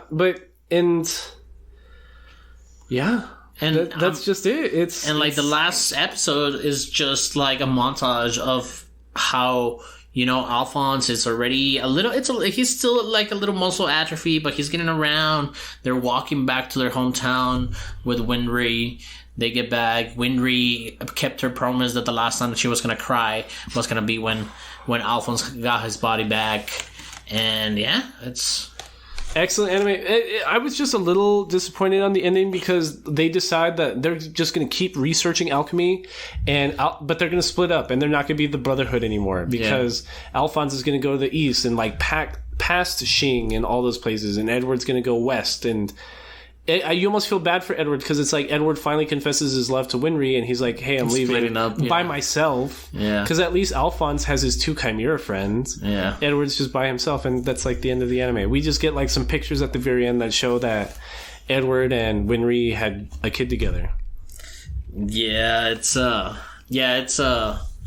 little anticlimactic, but it's still good. I think the final season's a 10 out of 10. Don't get me wrong. Like season 5 of Fullmetal, like there's some long dulls. Like season 3 through season 4 is kind of boring, but it all matters. You know what I mean? It all gives a payoff. Yeah, it's great, dude. I had a good time watching it. It seemed like a breeze, honestly. Yeah, but it was very cool. Fullmetal Alchemist. No wonder it's rated the most popular. In my anime list.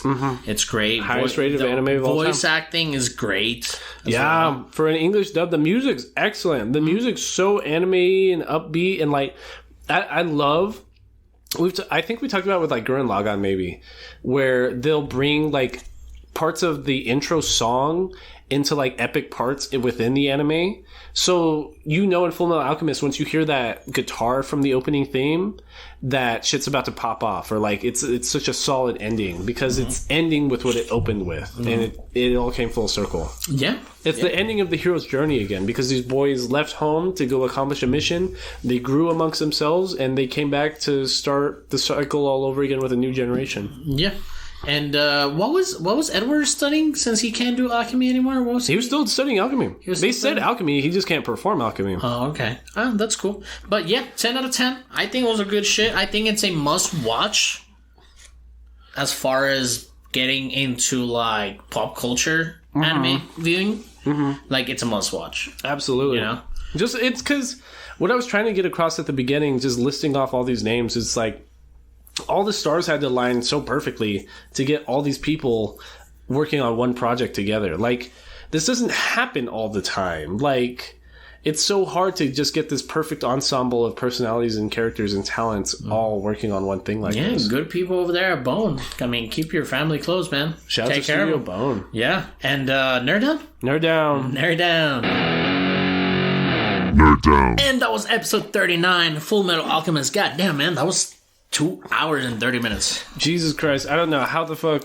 Well, I feel like we almost had to talk that much about it because, like, it's such like a cornerstone of anime culture. Correct. We could have sat here and short sell it and not take. And there's still a lot more to talk about. Yeah, we try, and as we were talking about, we just kept remembering more and more things that we needed to talk about just to get through the mainline story. Mm-hmm. But I am thinking this next week is going to be a little bit easier because we are going to be watching the first 2 immediate sequels to Bakemonogatari, which we watched for episode 1 with Lloyd.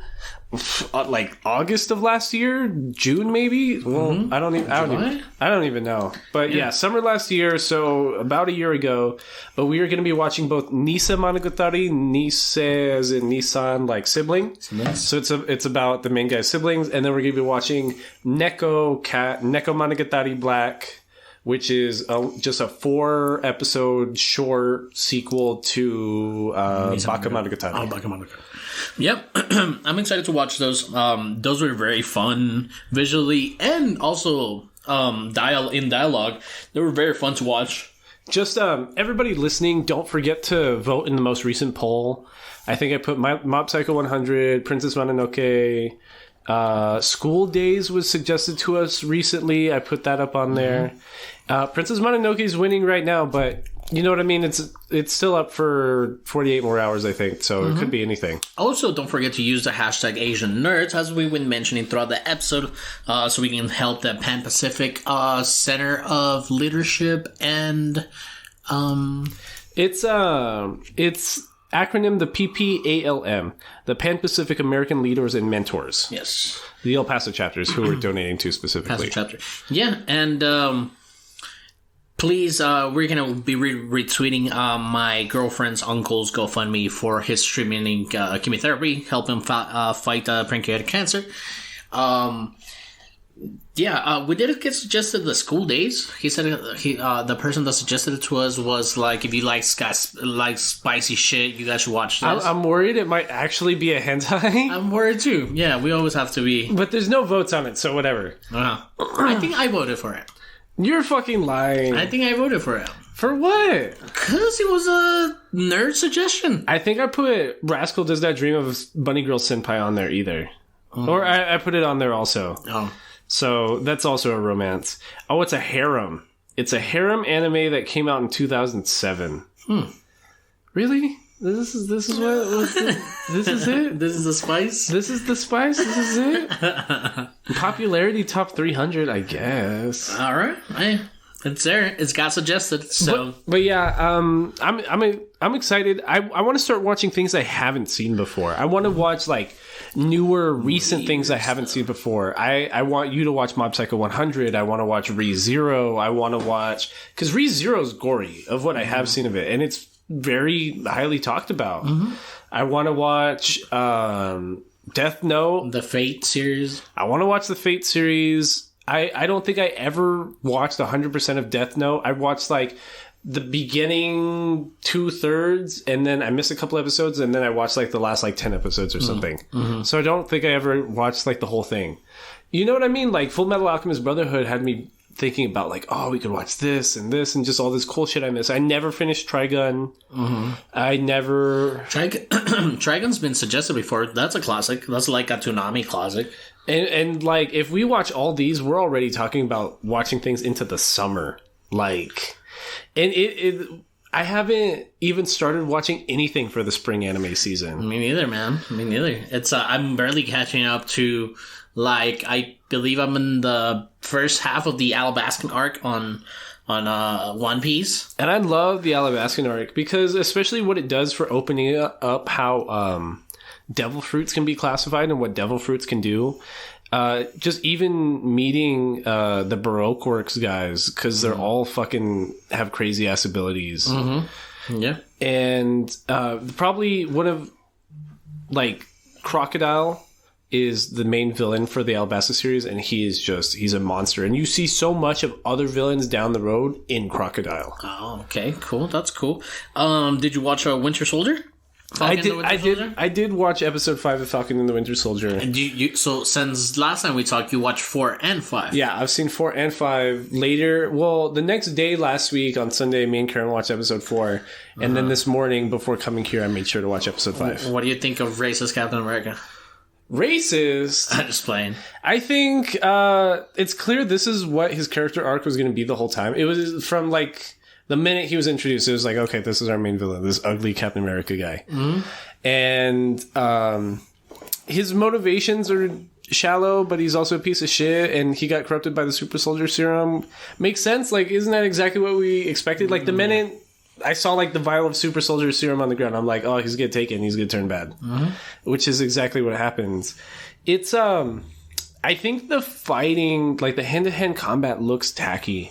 In some areas it does. Like, the choreography is not really there. There's a lot of weird flips and kicks that, like, even for, like, a Marvel show, I'm like, that's not how people would fight like this. Like, yeah, I guess it's a lot of, like, signature moves of Falcon, so I think that's why.